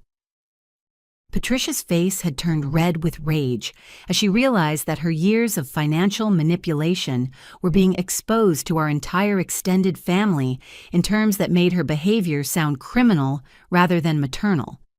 The guests she had recruited to pressure me were now witnesses to her attempted fraud and admission of past financial abuse. "I gave up my dreams to raise you," Patricia screamed, her voice becoming shrill with desperation as she searched for emotional weapons that might still manipulate the situation in her favor. "I could have been a professional dancer if I hadn't had to sacrifice my career for motherhood, and you owe me compensation for everything I lost." The revelation that Patricia viewed motherhood as a sacrifice requiring financial compensation from her adult children provided final confirmation of the twisted thinking that had driven years of financial abuse disguised as family love and support. No parent should expect their children to compensate them financially for choosing to have a family, Helen Campbell said firmly, her voice carrying the authority of someone who had raised children without exploiting them for personal gain. That's not how healthy family relationships work. Patricia spun toward Helen with fury that had been building throughout the evening as the Campbell family interfered with her manipulation attempts. Her rage at having her authority challenged by outsiders who didn't accept her version of family obligations finally erupted into physical violence that shocked everyone present. "Stay out of my family's business!" Patricia snarled before turning back to face me with uncontrolled rage distorting her features. "And you need to learn some respect for the woman who gave birth to you and raised you." The slap came so suddenly that I didn't have time to duck or defend myself. Patricia's open palm connected with my left cheek with enough force to make a sound that echoed across the suddenly silent backyard, leaving a stinging burn that brought tears to my eyes from both physical pain and emotional devastation. The crack of skin against skin seemed impossibly loud in the spring evening air as 50 guests watched in stunned horror, while my own mother physically attacked me during my engagement celebration. The silence that followed was so complete that I could hear traffic from the street beyond our backyard fence and the distant sound of someone's dog barking several blocks away. My hand moved automatically to my burning cheek as I stared at Patricia's face, watching her expression shift from rage to immediate shock as she realized what she had just done in front of dozens of witnesses. The slap had been impulsive rather than calculated, driven by desperation that had overwhelmed her ability to maintain even basic social appropriateness. "Oh my God," someone whispered from the crowd of guests, though I couldn't identify who had spoken through the ringing in my ears and the emotional numbness that was beginning to replace the initial shock of being physically attacked by my own mother. Patricia's face showed instant regret mixed with continued rage as she struggled to process what she had just done to her own daughter during what should have been one of the happiest nights of my life. Her hand was still raised from the follow-through of her slap, trembling slightly as the magnitude of her action began to penetrate her desperate consciousness. Marcus moved immediately to my side, his arm encircling my waist with protective warmth, while his other hand gently touched my shoulder in comfort and support. His presence anchored me to reality when shock threatened to overwhelm my ability to think clearly about how to respond to this unprecedented family violence. "Are you okay?" Marcus asked quietly, his voice filled with concern and barely controlled anger at witnessing the woman who had given birth to me attack me during our engagement celebration. I nodded slowly, though I wasn't sure that was entirely true. The physical pain from the slap was manageable, but the emotional devastation of being physically attacked by my own mother in front of our extended family felt like it might take years to fully process and heal from. Looking around the backyard, I saw faces reflecting shock, anger, and discomfort as our guests struggled to understand how a family celebration had deteriorated into public violence and fraud accusations. Several relatives were already gathering their belongings, clearly uncomfortable, remaining at a party where they had witnessed criminal behavior and family violence. Patricia stood frozen with her hand still partially raised her face, cycling through emotions as she processed what she had done while searching for words that might somehow repair the damage she had inflicted on our relationship and her reputation among family members who had previously respected her. The moment stretched endlessly as I realized that everything between Patricia and me had fundamentally changed with that slap. There would be no returning to previous family dynamics or finding ways to manage her manipulation through diplomatic boundaries. She had crossed a line that made continued relationship impossible, regardless of any apologies or explanations she might offer. As feeling returned to my shocked system, I felt something unexpected rising within me. Not anger or hurt, but clarity and strength that came from finally understanding exactly who Patricia was and what our relationship had always been beneath the surface, pretenses of maternal love and family loyalty. Standing in my childhood backyard with my hand pressed against my stinging cheek, I felt a strange sense of finality settling over me like Arizona twilight. The woman who had given birth to me had just physically attacked me during my engagement party in front of 50 witnesses after attempting fraud to steal my life savings. There was nothing left to salvage from our relationship, and I finally felt free to say what needed to be said. Patricia remained frozen with her hand still partially raised her face, cycling through shock and regret as the magnitude of her action penetrated her desperate consciousness. The guests stood in stunned silence, most holding drinks or plates they'd forgotten about while watching family drama unfold into actual violence that none of them had expected to witness. "You know what, Mom?" I said quietly, my voice carrying across the silent backyard with perfect clarity despite speaking barely above a whisper. "I've spent my entire life trying to earn your love and approval, sacrificing my own needs and security to meet your impossible expectations." Patricia lowered her hand slowly, her expression shifting toward fear as she began to understand that this moment was bigger than a temporary argument that could be resolved through her usual manipulation tactics. Something fundamental had changed in my voice and posture that signaled the end of her ability to control me through guilt and family obligations. "I gave you my college fund when you said Jessica needed dance lessons. I worked 3 jobs to pay my way through school when most kids my age were focused on studying and building friendships. I saved every penny for years living like a poverty-stricken student, even after getting a good job, because I wanted to build a secure future that no one could take away from me." My voice remained calm and steady despite tears streaming down my face, carrying the weight of decades of financial abuse and emotional manipulation that had finally culminated in physical violence during what should have been one of the happiest nights of my life. "I gave you chance after chance to treat me with basic respect and recognize my right to make my own financial decisions. Instead, you escalated your demands, recruited my sister to blackmail me, created fake legal documents to steal from me, And now you've physically attacked me during my engagement celebration. Marcus's arm around my waist provided steady support while Helen and Robert Campbell flanked us like protective parents, their presence reminding me that I had family who loved me without conditions or price tags attached to their support. This isn't about money anymore. I continued looking directly into Patricia's eyes with clarity that cut through years of manipulation and false family narratives. This is about the fact that you have never loved me as a daughter. You've only seen me as a resource to be exploited for your own purposes and Jessica's dreams. Patricia's mouth opened as if to protest, but no words emerged as she confronted the truth about her relationship with me that she had probably never acknowledged even to herself.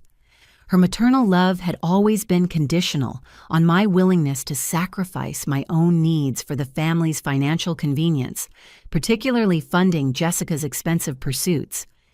A real mother would have been proud of my academic success instead of viewing it as evidence that I could support myself without family help. A real mother would have protected my college fund instead of stealing it for my sister's dance career. A real mother would have celebrated my engagement instead of trying to manipulate me into financing someone else's wedding. The words came easily because they represented thoughts I'd been suppressing for years, under layers of family loyalty and daughter guilt. Speaking them aloud in front of witnesses felt like finally exhaling after holding my breath for decades. A real mother certainly wouldn't have slapped her daughter during her engagement party for refusing to be financially abused. I concluded my voice-carrying finality that made several guests shift uncomfortably as they realized they were witnessing the permanent dissolution of a mother-daughter relationship. Patricia finally found her voice, though it emerged as a desperate whisper rather than her usual confident manipulation. "Damaris, honey, I'm sorry. I didn't mean to hit you. I was just so frustrated and worried about our family's financial situation." The apology felt hollow because it focused on the physical slap rather than acknowledging the systematic financial abuse that had led to this moment. Patricia was still trying to frame the situation as temporary family stress rather than accepting responsibility for years of deliberate exploitation disguised as maternal guidance. "Your apology doesn't change anything," I replied simply. "The slap was just the final symbol of what our relationship has always been. You've been hurting me financially and emotionally for years. Tonight you just made it physical in front of everyone we know."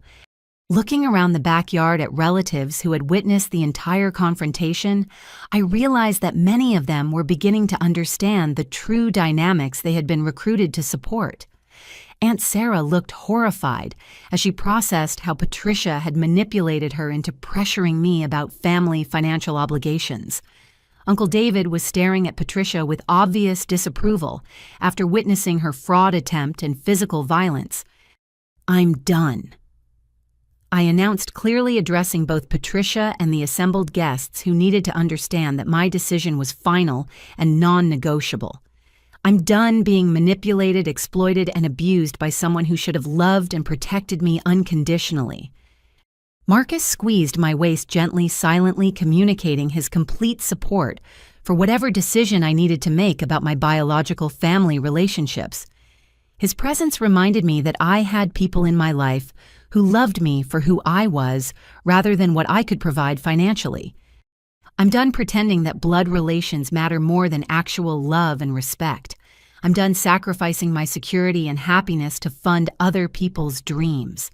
And I'm done allowing family guilt to override my right to make my own decisions about my money and my life." The declaration felt like setting down a massive weight I'd been carrying since childhood, finally acknowledging that family relationships should enhance rather than diminish the people involved. Patricia's manipulation had damaged my ability to trust my own judgment and recognize my worth as an individual rather than a family resource. "Now you've lost the money," I said, making eye contact with Patricia one final time before turning toward the house to leave my childhood home forever and me. The finality in those words sent visible shock through Patricia's system as she realized that her manipulation campaign hadn't just failed. It had destroyed any possibility of maintaining a relationship with her older daughter. Her desperate attempts to access my savings had cost her something far more valuable than $50,000. As Marcus and I walked toward the house together, followed by Helen and Robert Campbell, who had immediately shifted into protective mode, I heard Patricia begin to cry behind us. However, her tears felt manipulative rather than genuinely sorrowful, one final attempt to make me feel guilty for establishing boundaries that protected my financial and emotional well-being. "Wait!" Jessica called suddenly, her voice cracking with emotion that sounded different from anything I'd heard from her during the months of manipulation. "Please wait, Damaris."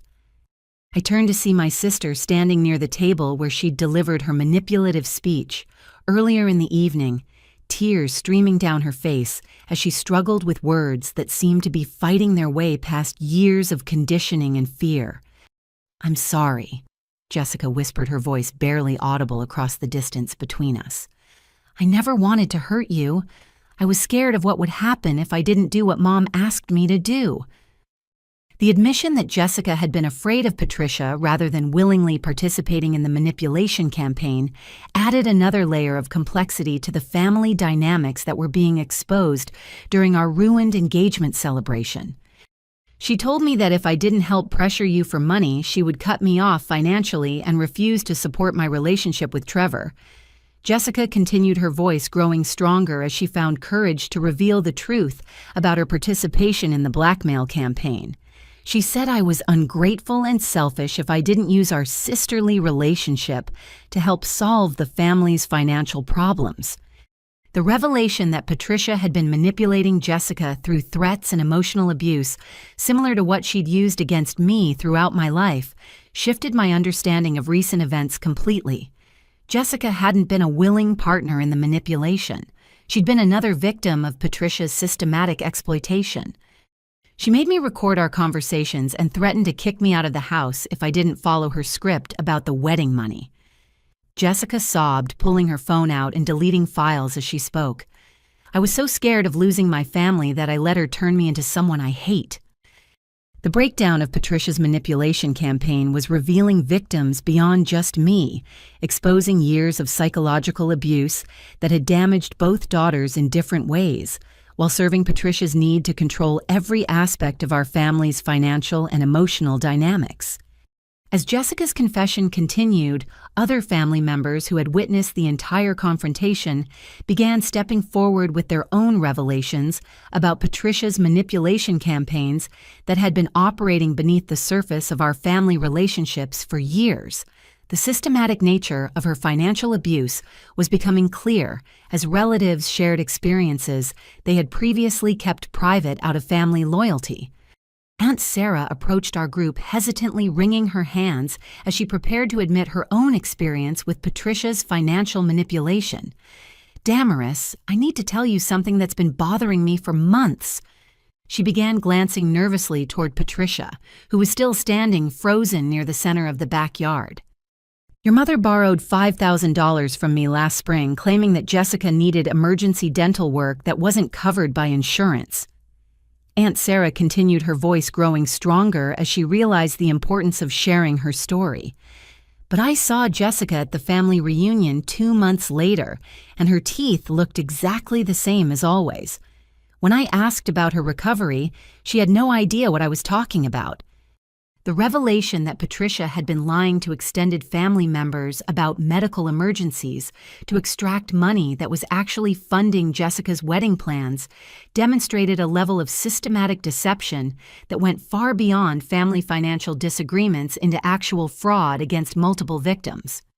Cousin Michael stepped forward, next, his expression grim as he prepared to share his own experience with Patricia's manipulation tactics. "She's been calling me for months, asking me to hire Jessica for modeling jobs at my advertising agency," he admitted, avoiding eye contact with Jessica, who looked mortified about her mother's interference in her career prospects. "I kept explaining that Jessica doesn't have the experience or portfolio for professional modeling work, but your mother insisted that family businesses should support family members regardless of qualifications." Michael continued, She suggested that I owed it to the family to create opportunities for Jessica, even if it meant compromising my professional standards. Uncle David joined the growing circle of relatives, sharing their experiences with Patricia's pressure campaigns, revealing how she had approached him about investing in Jessica's various business ideas over the years. She wanted me to fund a dance studio that Jessica was supposed to manage, then a fitness blog, then some kind of online boutique selling dance accessories. He explained, shaking his head at the memory of persistent requests that had made family gatherings uncomfortable. Every time I tried to ask about business plans or financial projections, your mother accused me of not believing in Jessica's potential and being unsupportive of young entrepreneurs. David continued. She made it sound like I was crushing Jessica's dreams by asking basic questions about how these businesses would actually work. The pattern emerging from these revelations showed that Patricia had been systematically approaching every family member with resources using different stories and emotional manipulation tactics tailored to each person's vulnerabilities and relationship dynamics. Her campaign to access my wedding fund was just the most recent and desperate phase of years of financial predation disguised as family support. Helen Campbell listened to each revelation with the professional assessment skills she'd developed through decades of nursing, recognizing the psychological patterns that indicated systematic abuse rather than isolated incidents of family financial stress. "This is textbook financial abuse," she said quietly, addressing the group of relatives who were beginning to understand how they'd been manipulated. Abusers typically isolate their victims by making each person think they're the only one experiencing problems. Helen explained, her voice carrying the authority of someone trained to recognize abuse patterns in family systems. They use different stories with different people to prevent anyone from seeing the full scope of their manipulation campaigns. Robert Campbell added practical perspective about the legal implications of the fraud they had all witnessed, explaining that documented attempts to use fake legal documents to steal money constituted serious crimes that could result in criminal charges regardless of family relationships. The fake trust documents alone could result in fraud charges, and the systematic deception used to extract money from multiple family members under false pretenses adds elements of identity theft and wire fraud if any electronic communications were involved, Robert explained to the gathering group of Patricia's victims. William finally approached our group, his face showing exhaustion and shame as he prepared to admit his role in enabling Patricia's manipulation campaigns through passive cooperation and willful ignorance about her increasingly desperate financial schemes. "I knew about the refinancing," he said quietly, unable to meet anyone's eyes as he confessed his complicity in the financial abuse that had been destroying our family. "I knew we were spending money we didn't have on Jessica's activities, but your mother convinced me that it was temporary and that Jessica would eventually earn enough to pay everything back." His admission that he had known about their mounting debt while allowing Patricia to pressure family members for money revealed another layer of betrayal that had enabled the systematic abuse to continue unchallenged for years. She told me that asking family for help was normal and that successful people have obligations to support relatives who are struggling. William continued, his voice filled with regret for accepting rationalizations that had allowed Patricia's behavior to escalate into criminal fraud attempts. "I was afraid of standing up to her because she threatened to leave me if I interfered with her support for Jessica's career," he admitted, revealing the same fear-based compliance that had trapped Jessica in participating in manipulation campaigns against me. The gathering testimonies painted a complete picture of financial abuse that had damaged multiple family relationships while serving Patricia's need to fund an unsustainable lifestyle centered around Jessica's various pursuits. Each family member had been isolated and manipulated individually, preventing them from recognizing the pattern until tonight's public confrontation had exposed the full scope of Patricia's systematic deception. Jessica approached our group slowly, her earlier confession having opened emotional floodgates that were allowing years of suppressed truth to emerge, despite her fear of Patricia's reaction. "There's something else you all need to know," she said, her voice trembling as she prepared to reveal information that would complete the picture of their family's financial crisis. Mom made me apply for credit cards using the family's address and my social security number. Then she used them to pay for wedding vendors without telling me. Jessica confessed producing several credit card statements that showed balances totaling over $15,000. She said it was temporary and that Damaris would pay everything off once she agreed to share her wedding fund. The revelation that Patricia had been creating debt in Jessica's name without her knowledge added identity theft to the growing list of financial crimes they had all witnessed, demonstrating how far Patricia's desperation had pushed her beyond normal family dysfunction into actual criminal behavior. As the full scope of Patricia's manipulation campaigns became clear to everyone present, the relatives who had been recruited to pressure me about family financial obligations began expressing horror and regret about their unwitting participation in systematic abuse that had been disguised as family loyalty and support. The engagement party that was supposed to celebrate my future with Marcus had transformed into an intervention that exposed years of family financial abuse while providing me with witnesses and evidence that would support any legal action I might choose to pursue against Patricia for her systematic exploitation and fraud. The weeks following our disastrous engagement party brought a strange combination of grief and relief as I processed the complete dissolution of my relationship with Patricia, while embracing the genuine family love that the Campbells offered without conditions or manipulation. The contrast between healthy and dysfunctional family dynamics became stark as I experienced what family relationships could be when built on mutual respect rather than financial exploitation. Helen's offer of legal adoption moved forward quickly with the assistance of Robert's attorney, who specializes in family law and had experience with adult adoption cases involving abuse survivors. The legal process required extensive documentation about the financial manipulation and emotional abuse I'd experienced, creating an official record that would protect me from future harassment, while symbolically formalizing my transition into a family that actually functioned with love and support. Marcus threw himself into wedding planning with enthusiasm that helped distract both of us from the family trauma while creating positive focus on our future together. His excitement about our upcoming marriage and integration into his family provided healing energy that gradually replaced the anxiety and hypervigilance that had characterized my interactions with Patricia and Jessica. However, the most shocking discovery came during the legal process when Robert's attorney uncovered information that transformed my understanding of the financial abuse I'd experienced throughout my life. While researching my family's financial history to support the adoption petition, the attorney found evidence of an inheritance that Patricia had been hiding from me for over 10 years. Your grandmother, Maria Rodriguez, established a trust fund specifically for your wedding or first home purchase, the attorney explained during a meeting in her office presenting documentation that made my hands shake as I read the details. The trust currently holds $78,000, including accumulated interest from the original $50,000 deposit made when you turned 18. The discovery that my grandmother had intended to provide financial support for my wedding, while Patricia was simultaneously manipulating me about money, created a devastating picture of betrayal that went even deeper than I'd realized. Not only had Patricia stolen my college fund and pressured me for my saved money, but she'd been illegally accessing an inheritance specifically designated for my wedding expenses.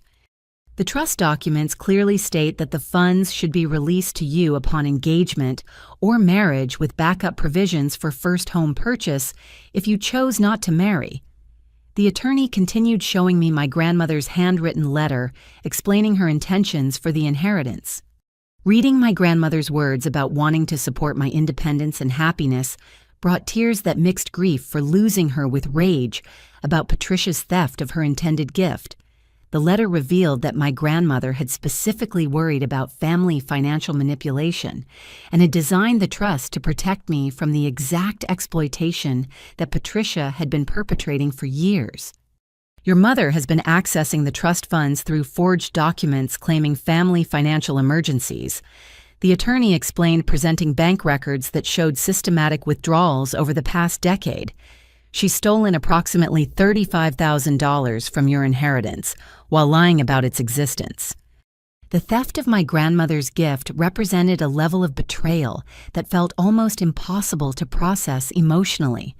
Patricia hadn't just manipulated me for my own money, she'd been stealing money that my deceased grandmother had specifically intended to protect me from financial exploitation while lying to me about its existence for over 10 years. Legal action to recover the stolen inheritance began immediately with criminal charges filed for trust fraud, identity theft, and forgery related to the fake documents Patricia had used to access funds illegally. The systematic nature of her financial crimes provided prosecutors with clear evidence that would likely result in significant legal consequences regardless of our family relationships.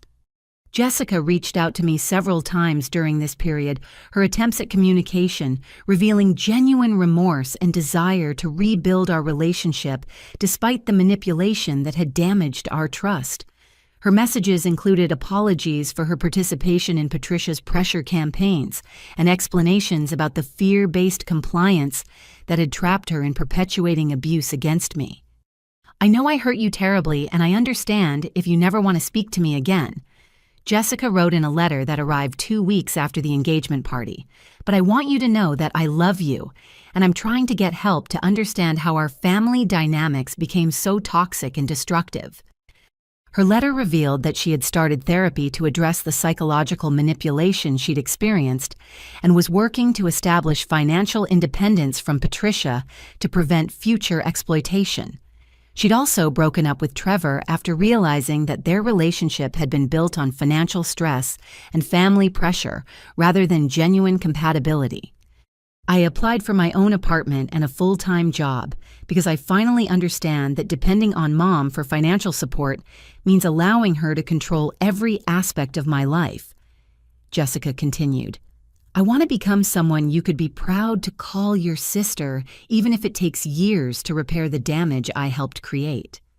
The therapeutic work Jessica was doing provided hope that our relationship might eventually be rebuilt on healthier foundations, though I knew it would require time and consistent demonstration of changed behavior rather than just apologies and good intentions.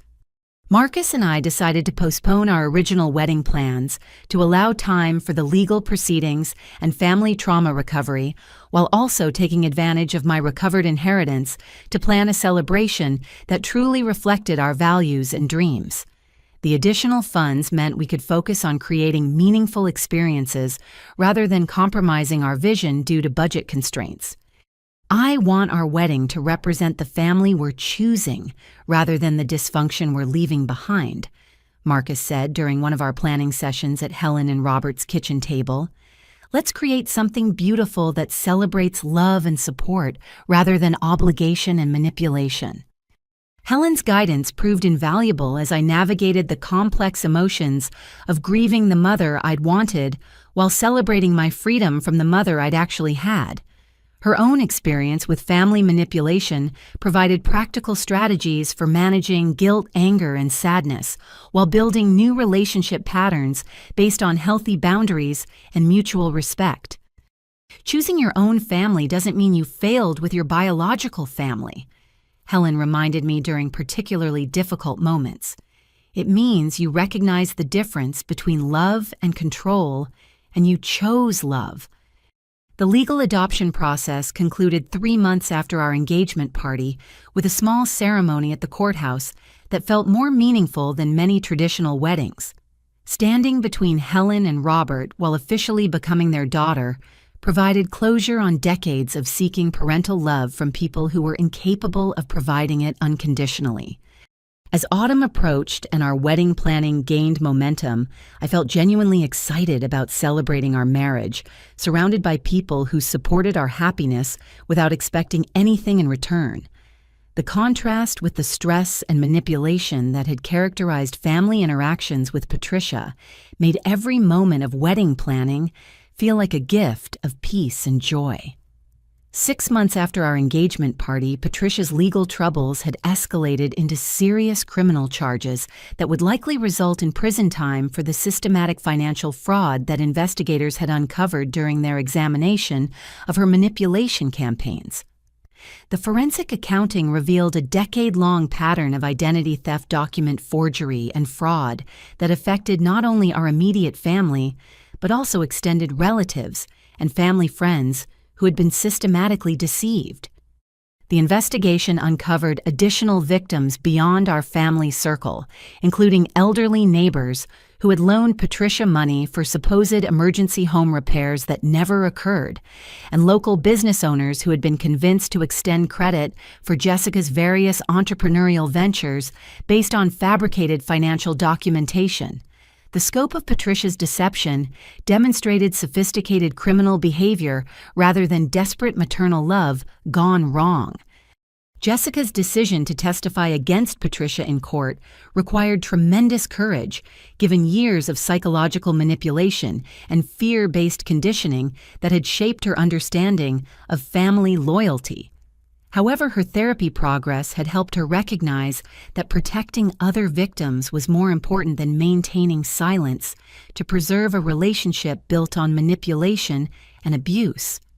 "I know testifying against my own mother seems terrible," Jessica explained during one of our carefully rebuilding conversations over coffee, "but I've learned that real family members protect each other from harm instead of perpetuating it. Mom needs to face consequences for her actions before she can get the help she needs." Jessica's testimony proved crucial in establishing the pattern of psychological manipulation that had enabled Patricia's financial crimes to continue unchallenged for so many years. Her detailed descriptions of the fear tactics, emotional blackmail, and systematic isolation Patricia used to control family members helped prosecutors demonstrate that the fraud had been deliberately planned rather than impulsively committed during temporary financial stress. The court proceedings also revealed that William had finally found the courage to leave Patricia and file for divorce after decades of passive enabling that had allowed her manipulation campaigns to damage both of his daughters. His decision to separate from Patricia and seek individual therapy demonstrated recognition of his own complicity in the family dysfunction. "I should have protected both of you from her manipulation years ago," William admitted during a supervised visit arranged through our attorneys. "I was so afraid of conflict and losing my marriage that I sacrificed my daughter's well-being to keep peace with someone who was fundamentally abusing our entire family." His genuine remorse and commitment to therapeutic change provided hope for eventual reconciliation, though I maintained careful boundaries while he worked to understand and address the passive, enabling behaviors that had allowed Patricia's abuse to escalate over decades. The legal proceedings concluded with Patricia's conviction on multiple felony charges, including trust fraud, identity theft, and document forgery, that resulted in a 3-year prison sentence plus restitution requirements for all the money she had stolen from various victims. The judge's sentencing statement emphasized that family relationships don't excuse financial crimes, and that Patricia's systematic exploitation of emotional bonds made her behavior particularly reprehensible. The defendant used her position as a mother and family member to manipulate victims who trusted her, creating long-lasting psychological damage alongside the financial harm, the judge stated during sentencing. "This court will not treat family financial abuse as less serious than crimes committed by strangers." Patricia's conviction provided legal validation for years of abuse, while ensuring that she couldn't continue manipulating family members or other potential victims during her incarceration. The restitution orders would require her to repay stolen money to all identified victims, though the amounts involved exceeded her probable lifetime earning capacity. Jessica's transformation during the months following Patricia's arrest demonstrated remarkable psychological resilience as she worked to rebuild her identity independent from their mother's manipulation and control. Her therapy progress, included recognizing how Patricia's favoritism had been another form of abuse that had prevented Jessica from developing genuine self-worth and healthy relationship patterns. I'm learning that being the golden child wasn't actually love, Jessica shared during one of our reconciliation conversations. Mom used my insecurities and need for approval to turn me into a weapon against you, and that damaged both of us in different ways. Her insight about the toxic nature of favoritism helped explain why Patricia's manipulation had been so effective in pitting us against each other, rather than encouraging genuine sisterly support and cooperation. Jessica's willingness to examine her own role in perpetuating family dysfunction demonstrated the kind of personal growth that made rebuilding our relationship possible. The wedding planning that Marcus and I resumed during the legal proceedings became a healing process that helped us focus on positive future building, rather than remaining stuck in family trauma and dysfunction.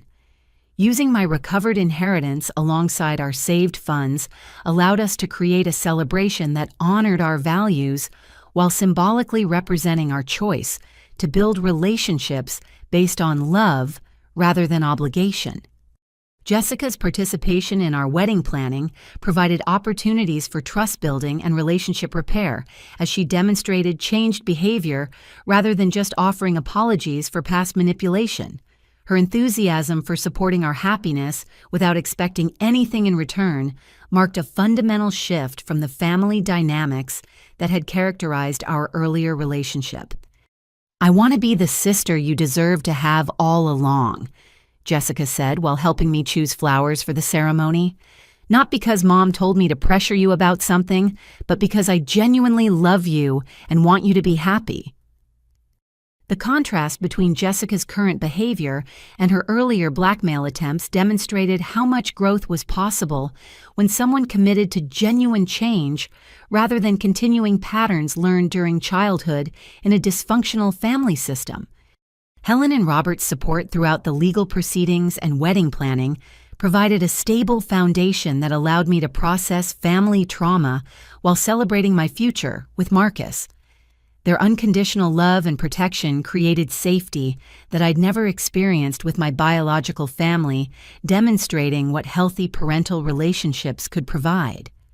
As our wedding date approached, I felt grateful for the painful experiences that had ultimately led to freedom from manipulation and discovery of genuine family love.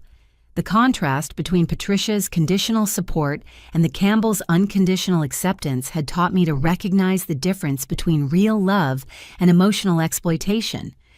The legal justice that held Patricia accountable for her crimes provided closure that allowed me to focus on building positive relationships rather than remaining stuck in cycles of abuse and manipulation. Her conviction demonstrated that family connections don't excuse criminal behavior and that victims have the right to seek protection from abuse regardless of biological relationships. 1 year after that devastating engagement party, Marcus and I stood together in the botanical gardens outside Phoenix, surrounded by desert flowers and the people who truly loved us without conditions or hidden agendas. Our wedding day had finally arrived, and it was everything I dreamed of during those years of careful saving and hopeful planning. The ceremony was intimate and meaningful with only 75 guests who were there to celebrate our happiness, rather than advance their own agendas or extract financial benefits from our celebration.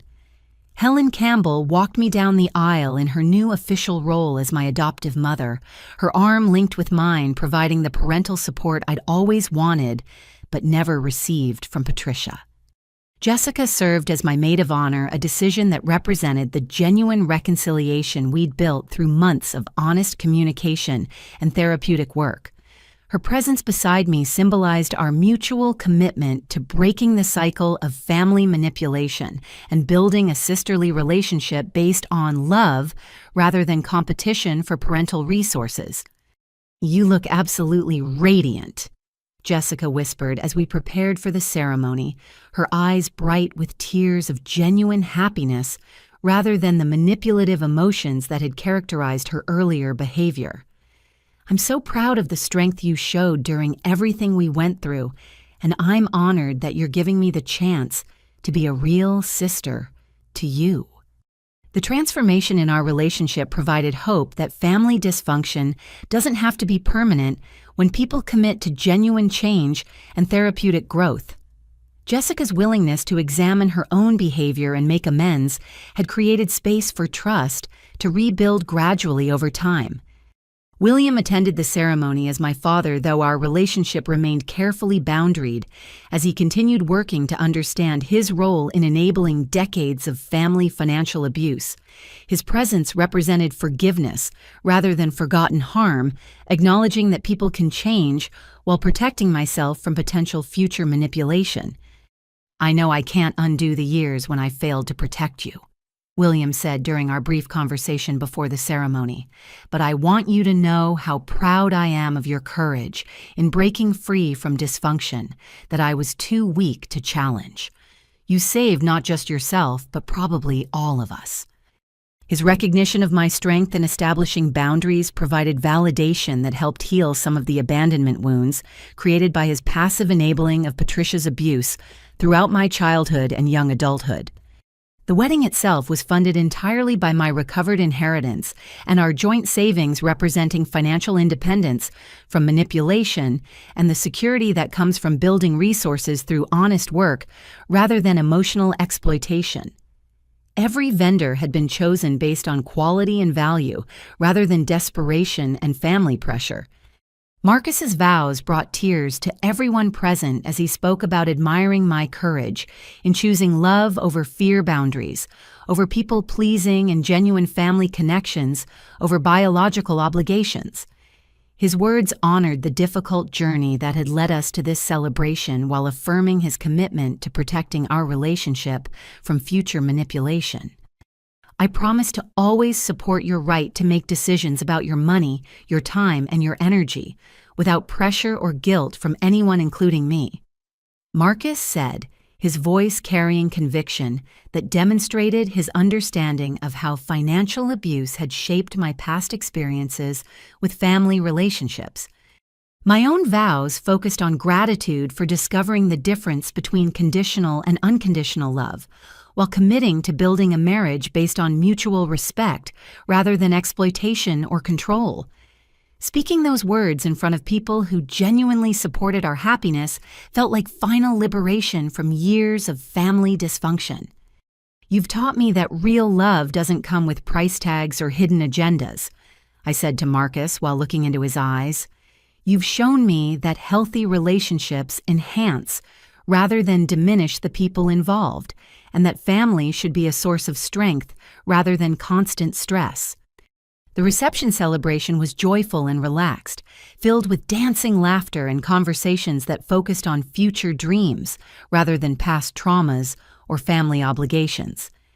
Guests shared stories about Marcus and me that highlighted our individual strengths and mutual compatibility rather than discussing our utility as family resources. Helen and Robert's toast as my adoptive parents emphasized themes of chosen family and the importance of surrounding ourselves with people who celebrate our success rather than resenting it. Their words provided public recognition of the family bonds we'd built through love rather than biology. Sometimes the greatest gift we can give ourselves is the courage to seek the love we deserve, rather than accepting the love we've always known, Helen said, raising her glass toward Marcus and me. Damaris found that courage, and now she's building the family she was always meant to have. During the reception, I received a brief letter that had been delivered to the venue postmarked from the correctional facility, where Patricia was serving her sentence for financial fraud. The letter was short and focused on her regret about losing our relationship rather than accepting responsibility for the criminal behavior that had destroyed it. "I hope someday you'll understand that everything I did came from love even if my methods were wrong," Patricia had written. "I miss you every day and pray that you'll forgive me when I've served my time." The letter demonstrated that Patricia still didn't understand the difference between love and control, viewing her financial manipulation as misguided maternal care, rather than recognizing it as systematic abuse that had damaged multiple victims. Her inability to accept full responsibility suggested that reconciliation would remain impossible until she developed genuine insight about her behavior. However, reading her words during my wedding reception felt different than it would have a year earlier. Instead of guilt or confusion, I felt clarity about the choice I'd made to prioritize my well-being over family dysfunction. Patricia's continued manipulation attempts only reinforced the wisdom of establishing permanent boundaries. Marcus and I had decided to use the remaining funds from my inheritance as a down payment on our first home, creating the stable foundation that my grandmother had hoped to provide when she established the trust fund. Her gift was finally serving its intended purpose of supporting my independence and happiness. As our wedding reception wound down and Marcus and I prepared to leave for our honeymoon in Colorado with his extended family, I reflected on the profound life lesson that had emerged from the most difficult year of my adult life. The lesson wasn't simply about money or family relationships, but about the fundamental importance of recognizing our own worth and protecting it from people who would exploit our love and loyalty for their own purposes. Real family members celebrate each other's success rather than resenting it. They offer support without strings attached and respect boundaries even when they're disappointed by decisions they don't understand.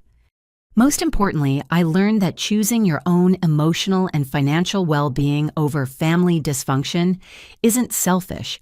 It's necessary for building the kind of life where genuine love and happiness can flourish. Sometimes the most loving thing you can do is refuse to participate in relationships that diminish your worth or exploit your resources. Setting boundaries with toxic people, even when they're family members, creates space for healthy relationships to develop and provides protection that allows personal growth rather than constant survival mode. The pain of disappointing family members who expect you to sacrifice yourself for their convenience is temporary, but the damage from allowing ongoing exploitation compounds over time. Building chosen family with people who support your growth and celebrate your success provides the foundation for emotional healing while demonstrating what healthy relationships actually look like when they're based on mutual respect rather than manipulation and control. As Marcus and I drove away from our wedding reception toward our future together, I felt profound gratitude for the painful experiences that had ultimately led to liberation from family dysfunction and discovery of genuine love. The contrast between Patricia's conditional support and the unconditional acceptance I'd found with Marcus and his family had taught me to recognize the difference between real love and emotional exploitation. The $50,000 wedding fund that had triggered months of family manipulation had served its true purpose, protecting my independence and providing resources for the celebration I deserved with people who genuinely wanted my happiness. The money I'd saved through years of discipline and sacrifice had bought me freedom from financial abuse and a future built on my own terms. Have you ever had to choose between family loyalty and your own well-being? The decision to protect yourself from manipulation isn't always easy, but it's often necessary for building the life you truly deserve. If you found strength in this story, please hit the like button and subscribe for more content about overcoming family dysfunction and building healthy relationships. Share this story with anyone who might need encouragement to establish boundaries with toxic family members. Thank you for listening to my journey from manipulation to freedom, and I hope my experience helps you recognize your own worth and demand the respect you deserve. Remember that you have the right to protect your resources and your peace of mind, regardless of what family members might expect or demand from you.